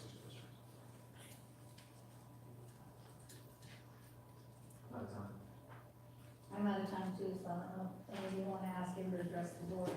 I'm kind of going to piggyback on what John questioned about the noise in the classroom. And that's a really good point, Ms. Cordero, because if you remember when I was setting the stage for the hearing, the scope of this hearing is the protest letter that was provided by DataPath, which contained 4 points, none of which included the noise that was or wasn't generated. Okay. So while that is interesting and potentially concerning, it isn't part of the hearing process. And so, That's kind of what I was thinking. yeah, so if that was your question, you were correct, Ms. Cordero, that is not necessarily within the scope of the hearing.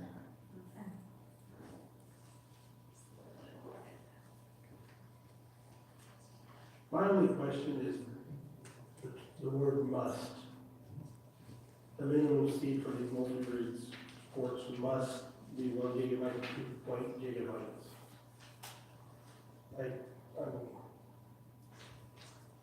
That is, the verbiage is must. So does it support that? So you're asking a question of Yes. Quintron? This one? So the switches are fully compliant with 1 gigabyte and 2.5 gigabyte. Our access points will work with those completely and provide data going across it at full maximum capacity. But they are not they cannot get up to 2.5 gig for using if you're looking for 802.3bz, these access points do not provide that. But 802.3bz is not what was specified if you look at that other part for the access points, only the switches. Correct.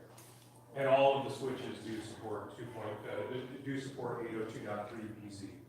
It's very specific in the RFP, and it's very much followed by our design.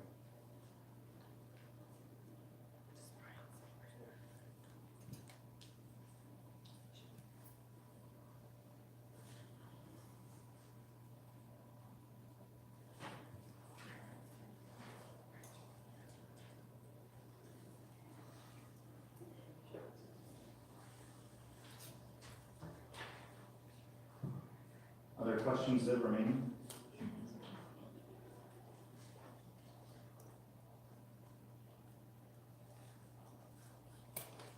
Can we conclude the hearing portion of this agenda item?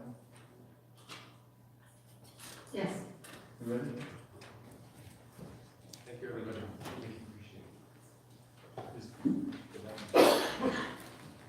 Does this belong to someone? Yes, it belongs to the gentleman.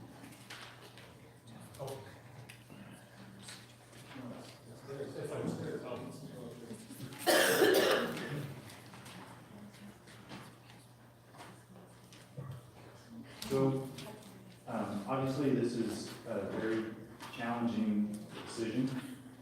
This is a very challenging item to navigate. I echo some of the sentiments that were expressed, that these are both solid companies. These are both companies we'd be happy to do business with. We have worked with parties on both sides. The choice has to be made based on the board's interpretation with staff's advice about the things that we've heard tonight. Because you did hear both parties say that their solution meets the specification. That makes it challenging. But having heard the testimony tonight provided during the hearing, having consulted with district staff about the contents, the definitions, what is and what is not a synonym, it is my belief that it is still necessary for my decision to get changed from that original letter. Now, the board can consider that as an option and make that choice, and the board can ask for the district staff to do additional research on what is meant by multi-rate and multi-gig. And it's amazing when you get down into analyzing single words across thousands of words inside an RFP, and how it was left at just multi-gig versus multi-rate. We'll make it as specific as possible. But based on consulting district staff, I still contend that my decision to deny the appeal was incorrect and should be reversed, and that the Quintron response is not responsive to the specifications, and not responsive to the addendums, not responsive to the questions and answers, and in only really small ways, but it's not non-responsive. So I did come prepared tonight, and again, it's the board's authority to take the action they believe is best as a majority. But I did come with some verbiage.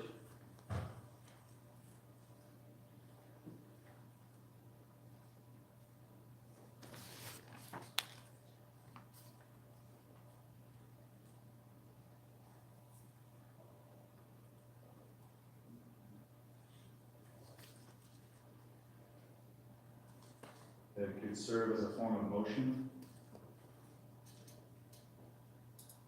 and a recommendation out of this hearing process.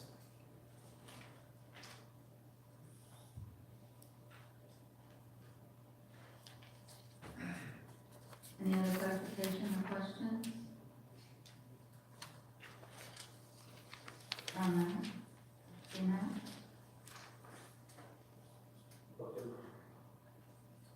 I will move that the Board of Education reverse the decision by the Assistant Superintendent of Business to deny the RFP protest made by DataPath Inc.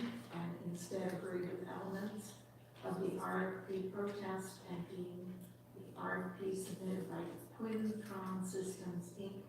as non-responsive to the specifications called for in the district-wide network equipment upgrade RFP as dated today, March 13th, 2019. And I'll second that. Thank you. Moved and seconded. All in favor? Opposed? Motion is carried. Thank you. Work equipment upgrade. Thank you very much, Ms. Flores.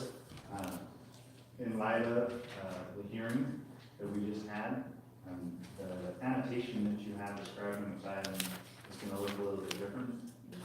Mr. Ricky is going to make a presentation, and when it's all over, I will come again and propose formal motion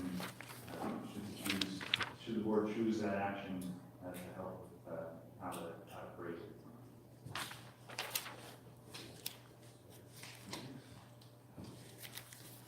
Thank you, board, for making it through that part. That was a lot.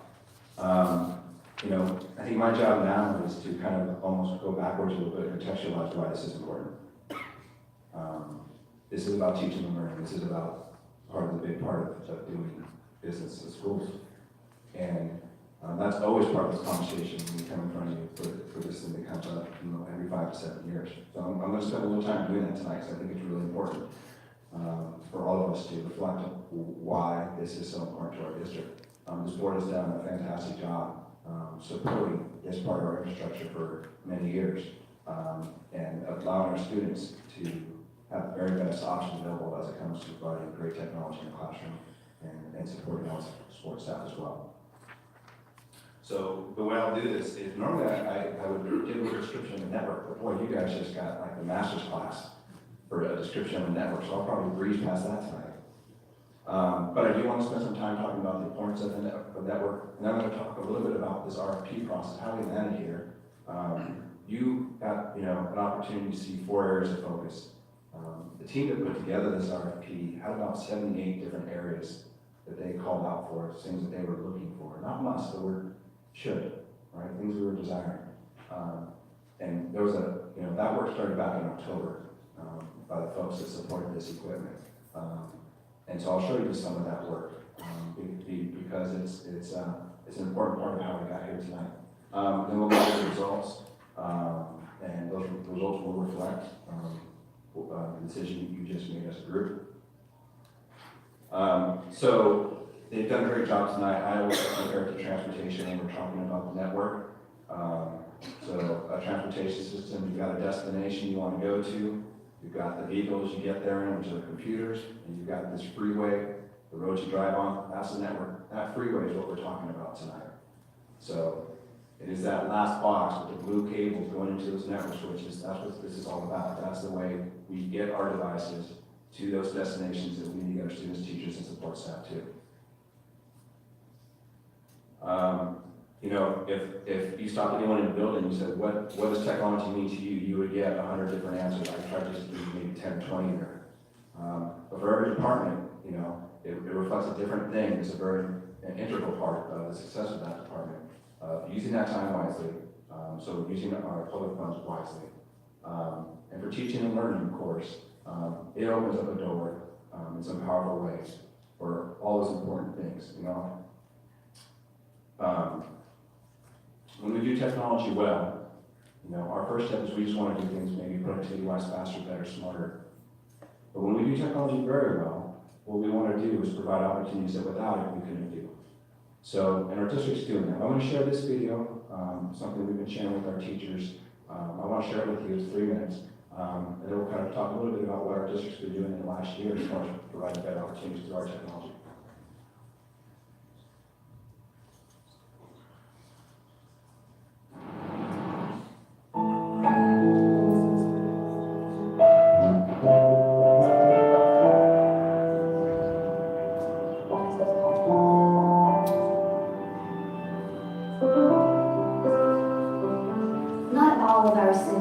Chance to travel abroad and to interact with native speakers of English. What our students really want is to speak English fluently, and we're always asking ourselves, how can we make it more real, more human?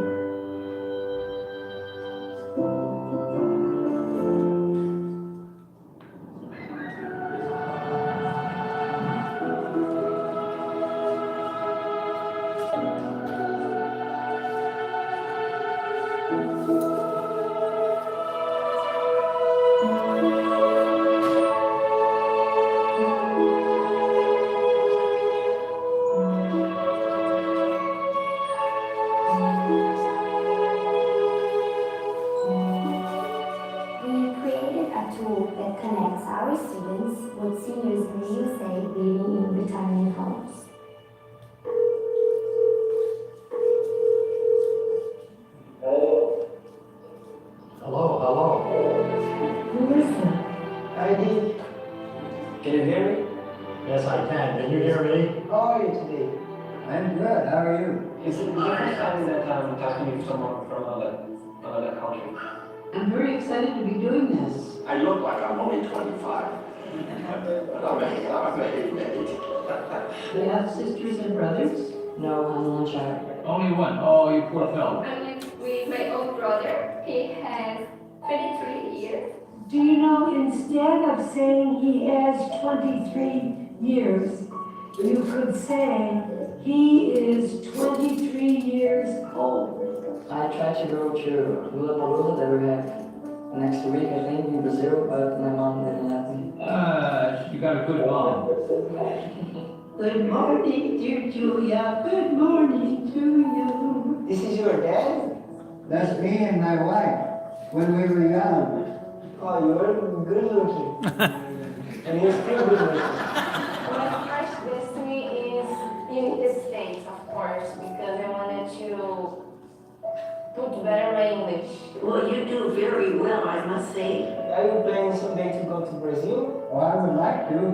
You can stay at my house if you want. If you could just dream and have whatever you want, what do you think you would like to be doing? I see myself in a big family with a beautiful wife.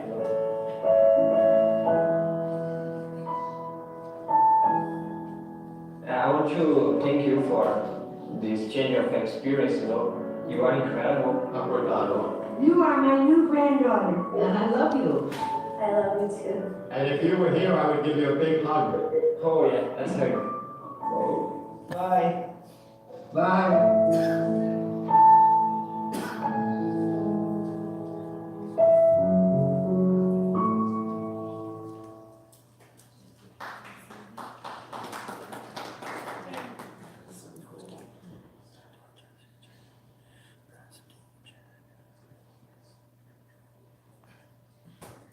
So that's that extra value, right? That's a lot more than productivity. That's a lot more about saving time. That's about making changes and preparing our students to be better citizens and be more ready for the workforce. It's been really interesting this last year to watch the activity on YouTube, on Twitter, Facebook, as our students and staff start to explore that space and to see how they're using that same technology to make greater opportunities. The upper left-hand corner is how we recently reached out to our parents to talking about the LCAP survey with our own parents, right, with the video you saw on the website, pushed out to parents where made available on YouTube. The picture in the upper right-hand corner is a gate meeting. Our students are being introduced to robotics and programming, computer science.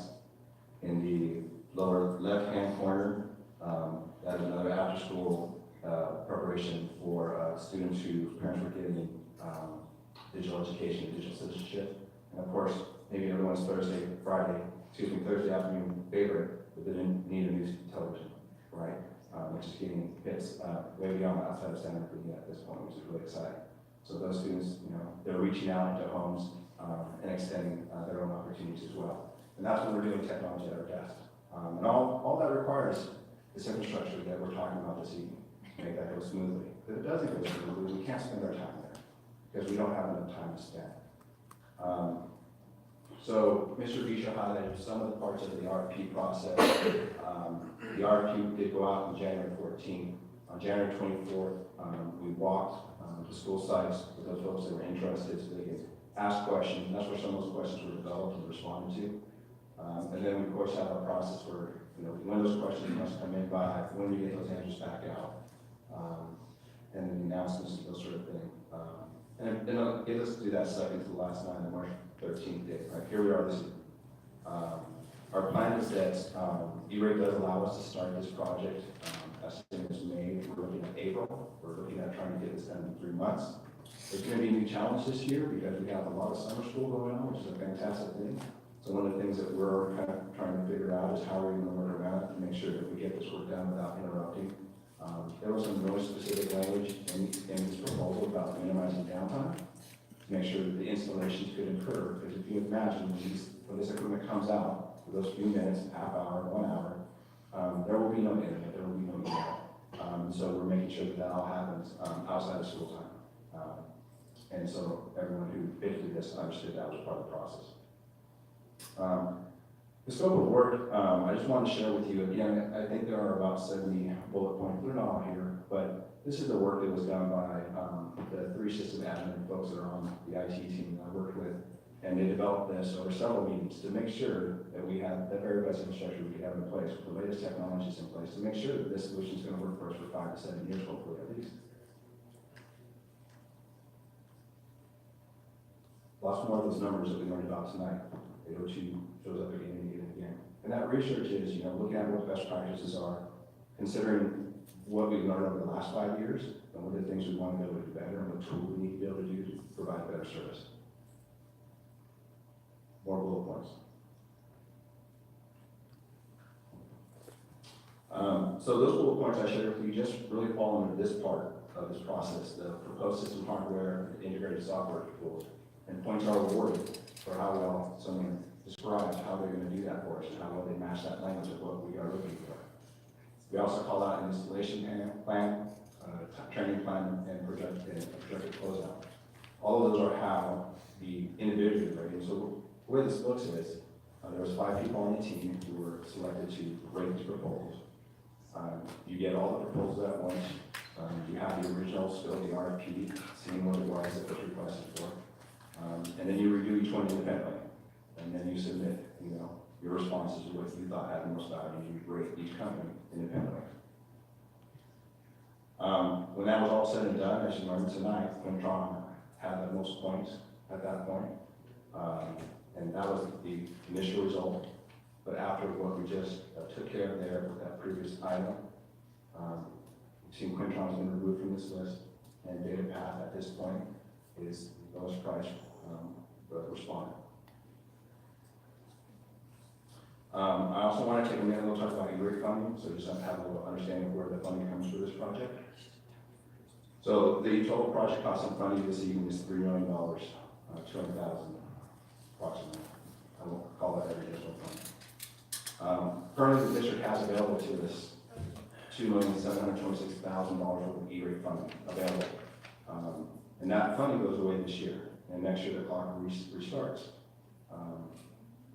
We haven't made it really clear what the next 5 years is going to look like, but we know that this is our 5th of 5 years here. We did spend money once before, so this is our 2nd time going into this bucket. From there, you take that $2,700,000 of available E-rate funds, and that's a shared responsibility. The Schools and Library Division of USAC is going to be responsible for 85% of that. It will pay for 85% of that, and the district will be responsible for 15% of that. So that the district's share of all those available funds becomes $409,000.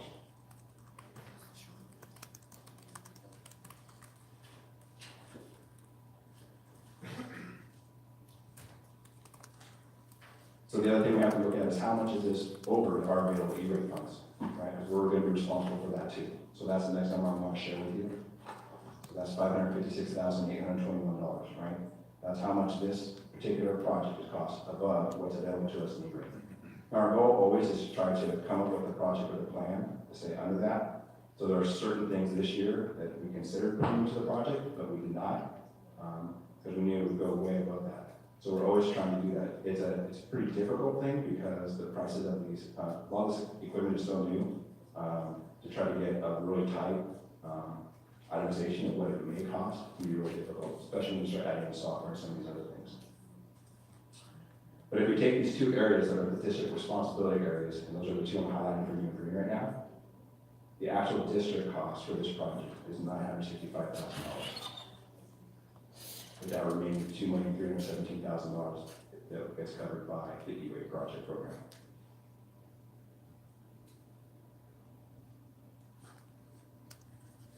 This is a good time for me to stop and ask if you have any questions at this point that I can answer.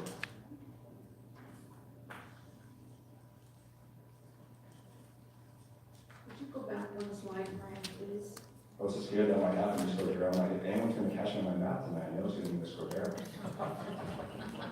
Said Brian to himself 3 hours ago. Got your train. I know.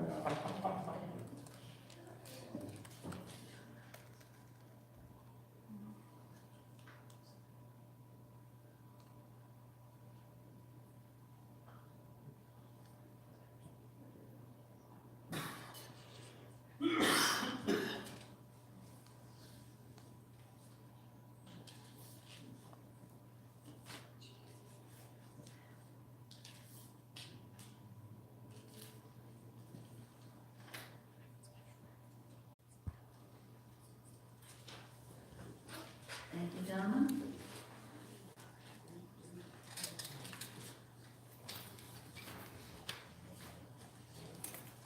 Moving on to item 322, resolution 1815, resolution of the Board of Education, San Luis Obispo School District authorizing issuance and sale of bonds, San Luis Obispo School District in an amount not to exceed $15 million.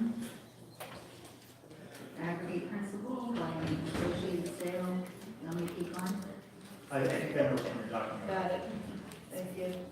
So, again, thank you for your time on that last set of items. Don't be deceived by one of the most lengthy board agenda titles you'll ever come across. This item won't go very long. We do have Jason Chung from Feldman Rollout, we have John Barrissey from Raymond James, and they'll share some information with you related to this. But essentially what we're here to do tonight is to take a second withdrawal, if you will, from the Measure T school bond. So we drew down $30 million some time ago, and now with the new school being under contract and getting ready to proceed with construction, we want to make sure we have access to the cash we need to work on. So I do have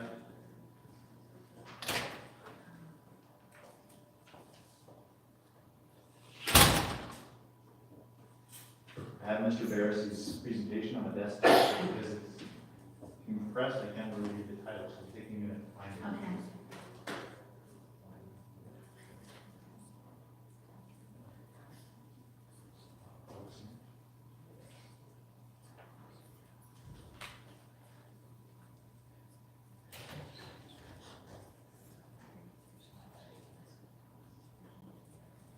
There has been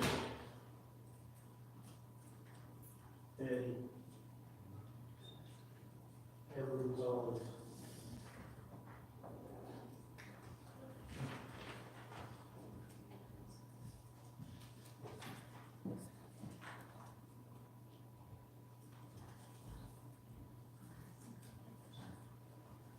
or you swear.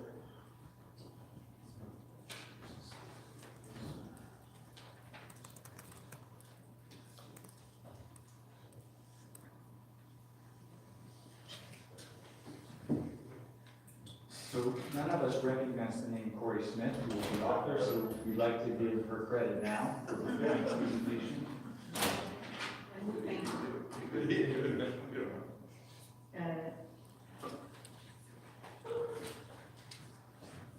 Okay, good evening. Ladies and gentlemen of the board and administration, my name is Corey Smith with Raymond James. John Barrissey with Raymond James. Good to see you again, it's been a while. This presentation has about 5 or 6 slides, just to go through the basics of the bond, talk a little bit about interest rates, and Jason Chung is also joining me with Field and Rollout, an Associates Vice President there, if you'd like to ask any financial advisor specific questions. So I'll go ahead and begin, and then we'll, if you have questions as we're walking through this, please let us know. So the first slide here, Measure T, election 2014, the district passed in 2014 for $45 million. We highlighted the bond ballot language there for you just as a refresher. And taking a look at it, there's some more statistics there. November 4th, 2014, 62% approval, 55% approval rate is required for this type of Proposition 39 bond measure.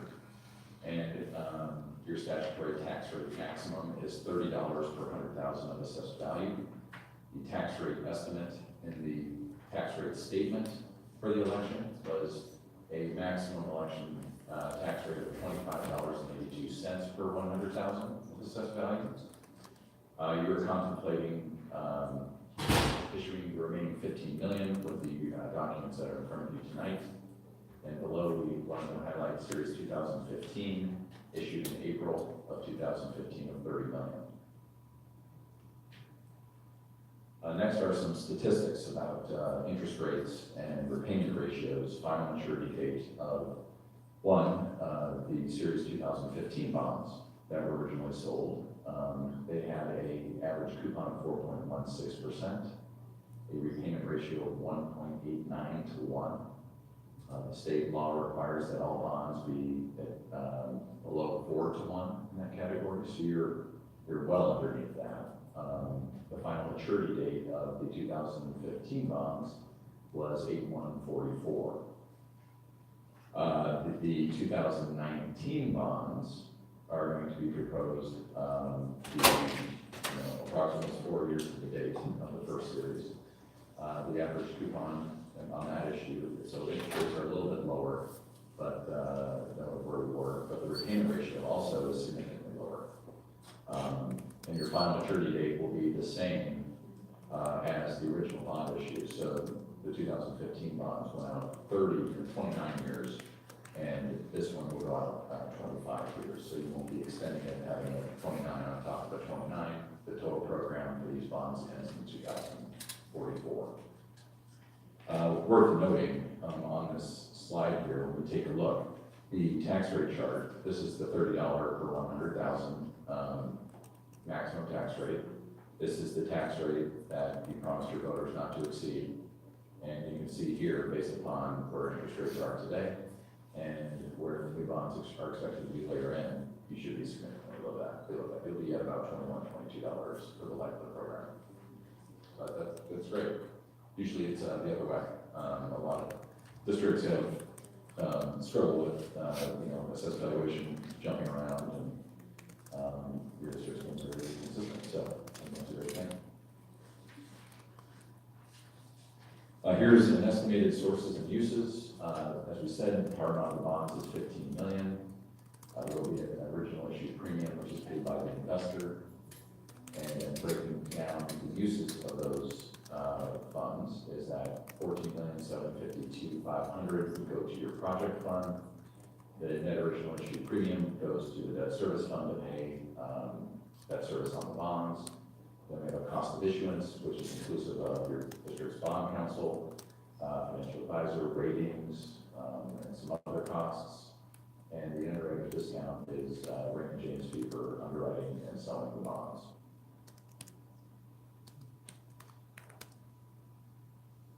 The next couple of slides are just to inform you about interest rates and where we are today.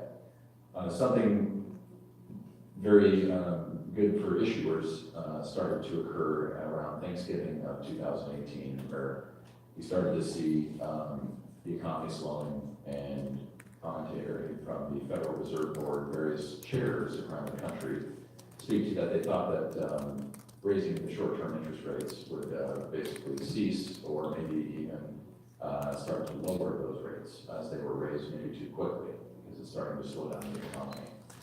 So with that information, and also some of the other data that's coming out, you can see that at the very end of this slide, where we're seeing a nice dip in interest rates. So you're going to the market at a good time, where rates are very low, which leads to that low repayment ratio and the low average coupon rate on the previous slide.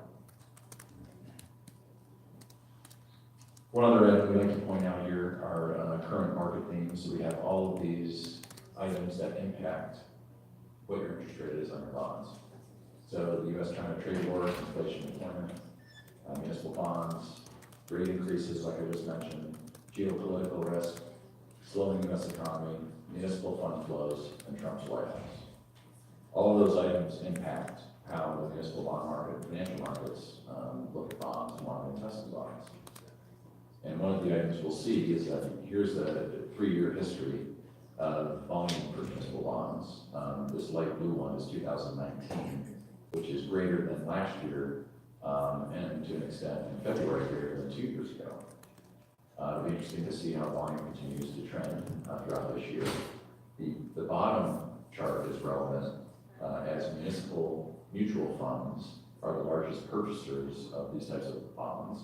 And when you see these big red bars, that means that those investors are pulling their money out. Makes it harder to sell bonds. What happens? Interest rates go up.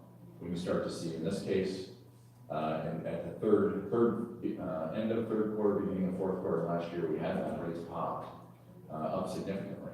But then we've seen this dramatic drop as investors are putting their money back into the municipal bond market, which is creating a great amount of supply and demand. So, any questions on the market? So I'm going to conclude this presentation, and then we'll take just some general questions if you have any. It's just what we have left. So we've been working for the past month and a half or so, compiling some information that you see in front of you. We're going to, the next step is, if you approve the documents tonight, we will have what's called a rating agency conference call with Moody's Moody's currently rates the district a AA3, which is a very high quality rating. And they affirmed it under a year ago, so we're not expecting any movement there. So that should be a pleasant conversation.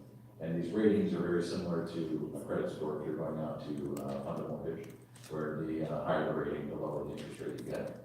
I would compare that to a AA3 to about a 700, 715 credit score, just to give you a sense of relating. So that is actually really good. So it means you don't have to buy bond insurance, which is an additional cost, or the equivalent of PMI on your mortgage.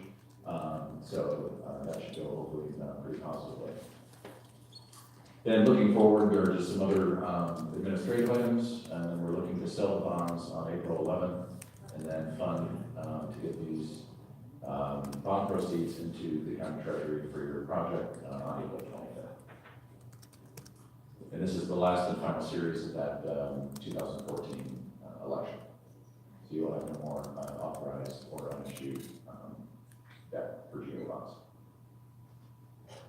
So with that said, sorry Jason, I did all the talking, but please feel free to ask us any questions if you have anything on the documents that are in front of you or the process or anything else. No, we all have an opportunity to read over them very carefully. Ooh, I'm impressed, because that's a lot. Mine. Yes. It's a lot. There's a lot in there. There is. But a lot of them, there's a lot of also blanks, and that's on, done purposefully because of, until the bonds are sold, everything gets filled out at that point. So, just in case you were curious about that. I was actually appreciative of Google because you can look up what some terms meant. Oh, good. Good. Any questions, any other comments? Again, it was a binder full of information. Good.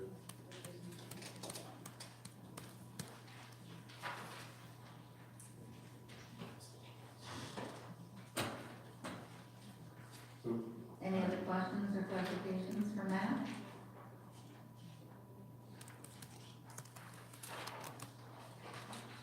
Now, what's the, with this sale, these bonds will be combined with what's left from the initial? I think that, if my memory serves, it would be a total of about 33 million in remaining proceeds.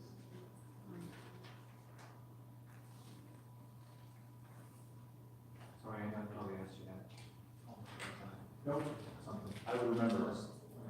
So we spent about $7 million to $9 million, no, we spent about $12 million. So.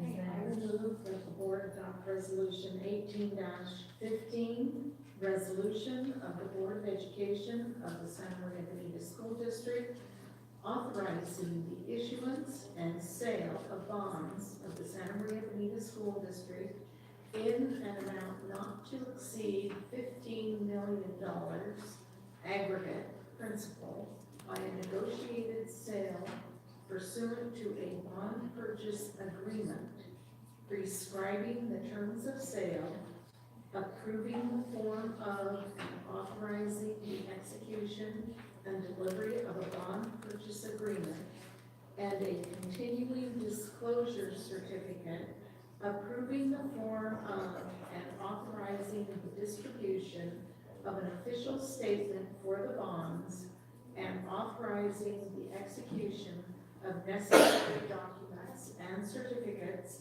and related actions and I should have had Peggy put a time limit on the time it takes to say a motion. I've been here all night for, no attorney wrote that motion because all of the required elements in very little punctuation. Thank you very much. You mean I passed my reading test? Yes, you did. So this action item tonight is a little unique. We are aware, we have tested the mezzanine areas. These are above the attics. In some of our STIRS buildings, there's a walkway / crawl space area where the HVAC units are. They're housed up in there, and they're really only accessed by maintenance personnel to maintain those units. A piece of drywall tape will come off the wall, and our guys have, many of them have had training on asbestos awareness. So when they saw this, they said, that looks like something we should get checked out. And so we did. Those kinds of questions, when they come up, there isn't an opportunity to say, well, maybe, right? The answer is where you get some of them.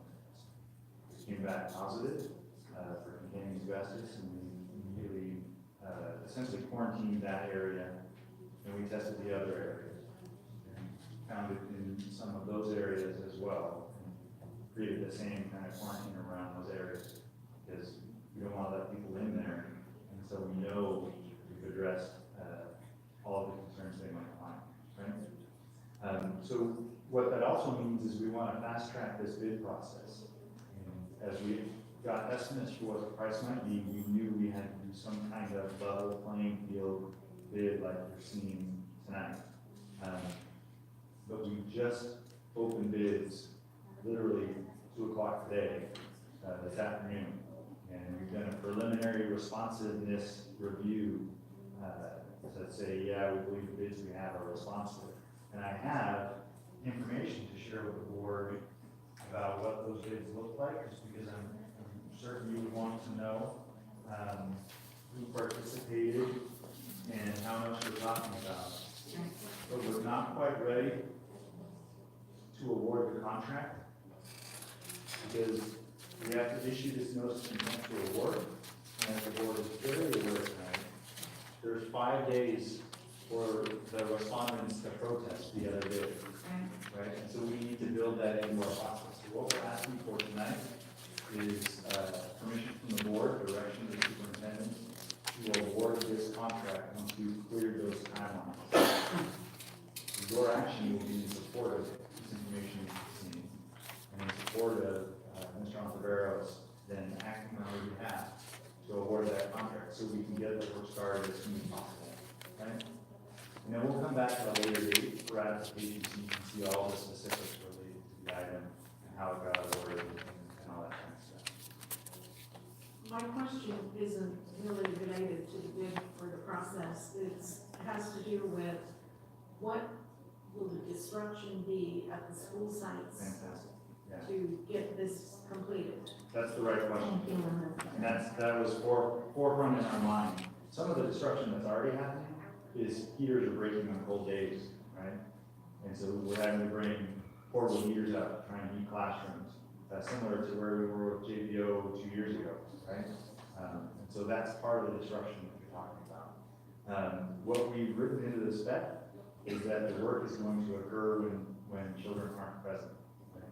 Essentially on the weekends to get this done, because you can't do it after, like a lot of our work we like to do after 3 o'clock, right? When the regular school day is done, there's still students on campus, there's still staff on campus, there's even programs. So this work is going to occur mainly on the weekends. We're going to try and get it done in about 3 months. The point is, it is as undisrupted as possible. So I wasn't sure what mezzanine level actually meant. So that was, you answered that, but I'm assuming you have that in each individual building, there would be that. So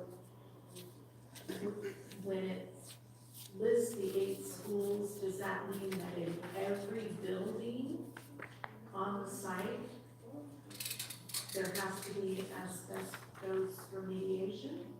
Or is it just in pockets? In these 20 buildings, in this one area, we're going to send up the low bidder, who be the expert, right? That's a requirement, to build the specs around what standards are, to go in, identify, remediate, and encapsulate what could contain asbestos, where we know we have it.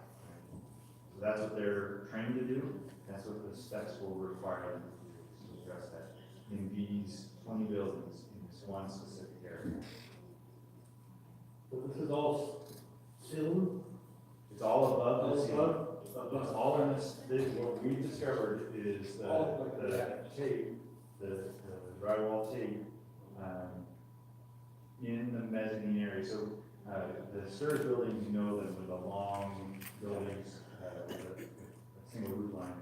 In that roof line, there is essentially a walkway. It's almost like a catwalk that has just this utility, the HVAC units in it, have access through. I believe it's a ladder. Actually, climb up in there to do the work. So it's in that space that they're going to be working.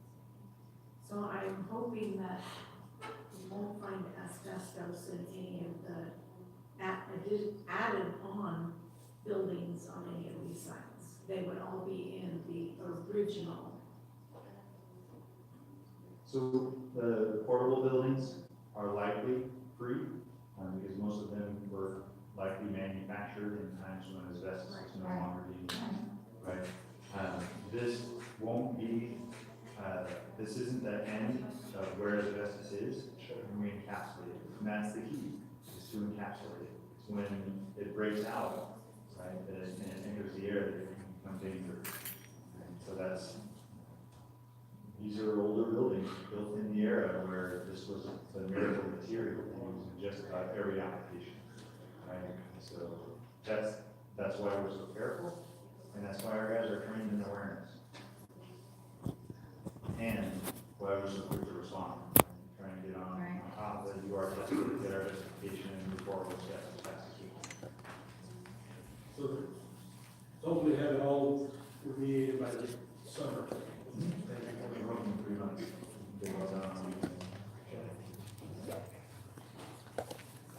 Any other questions or discussion?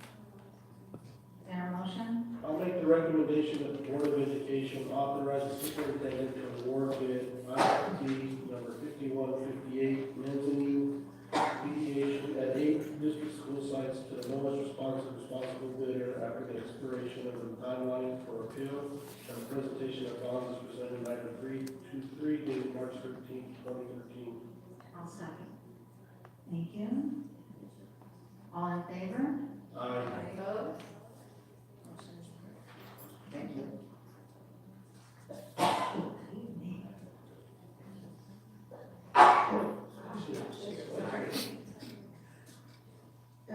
Item 324, appointment of new member to the Citizens Bond Oversight Committee. Thank you very much, Ms. Flores. What's that? You're representing John Reagan? Not yet. I'm assuming by the end of the meeting tomorrow he will be. So we do have a Citizens Bond Oversight Committee meeting tomorrow, which makes this item very timely. Early last week, I reached out to Mr. Michaels to find out if he might be interested in participating as a member of the Citizens Bond Oversight Committee. He was very excited about the opportunity. I sent him the application. Returned it to me the very next day. And so it allowed me to put this on the agenda for today for your consideration.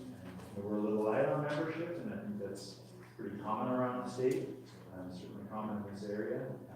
But we're excited to have another member who we consider and potentially approve, and get another set of eyes on the work that we're doing with Measure Team Funds.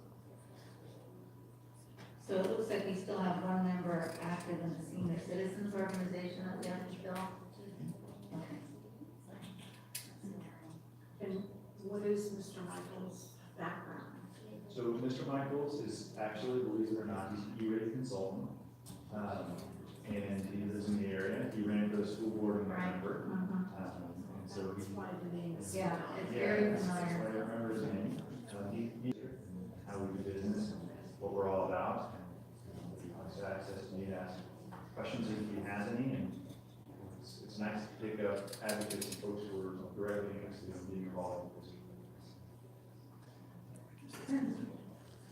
Any other questions or comments?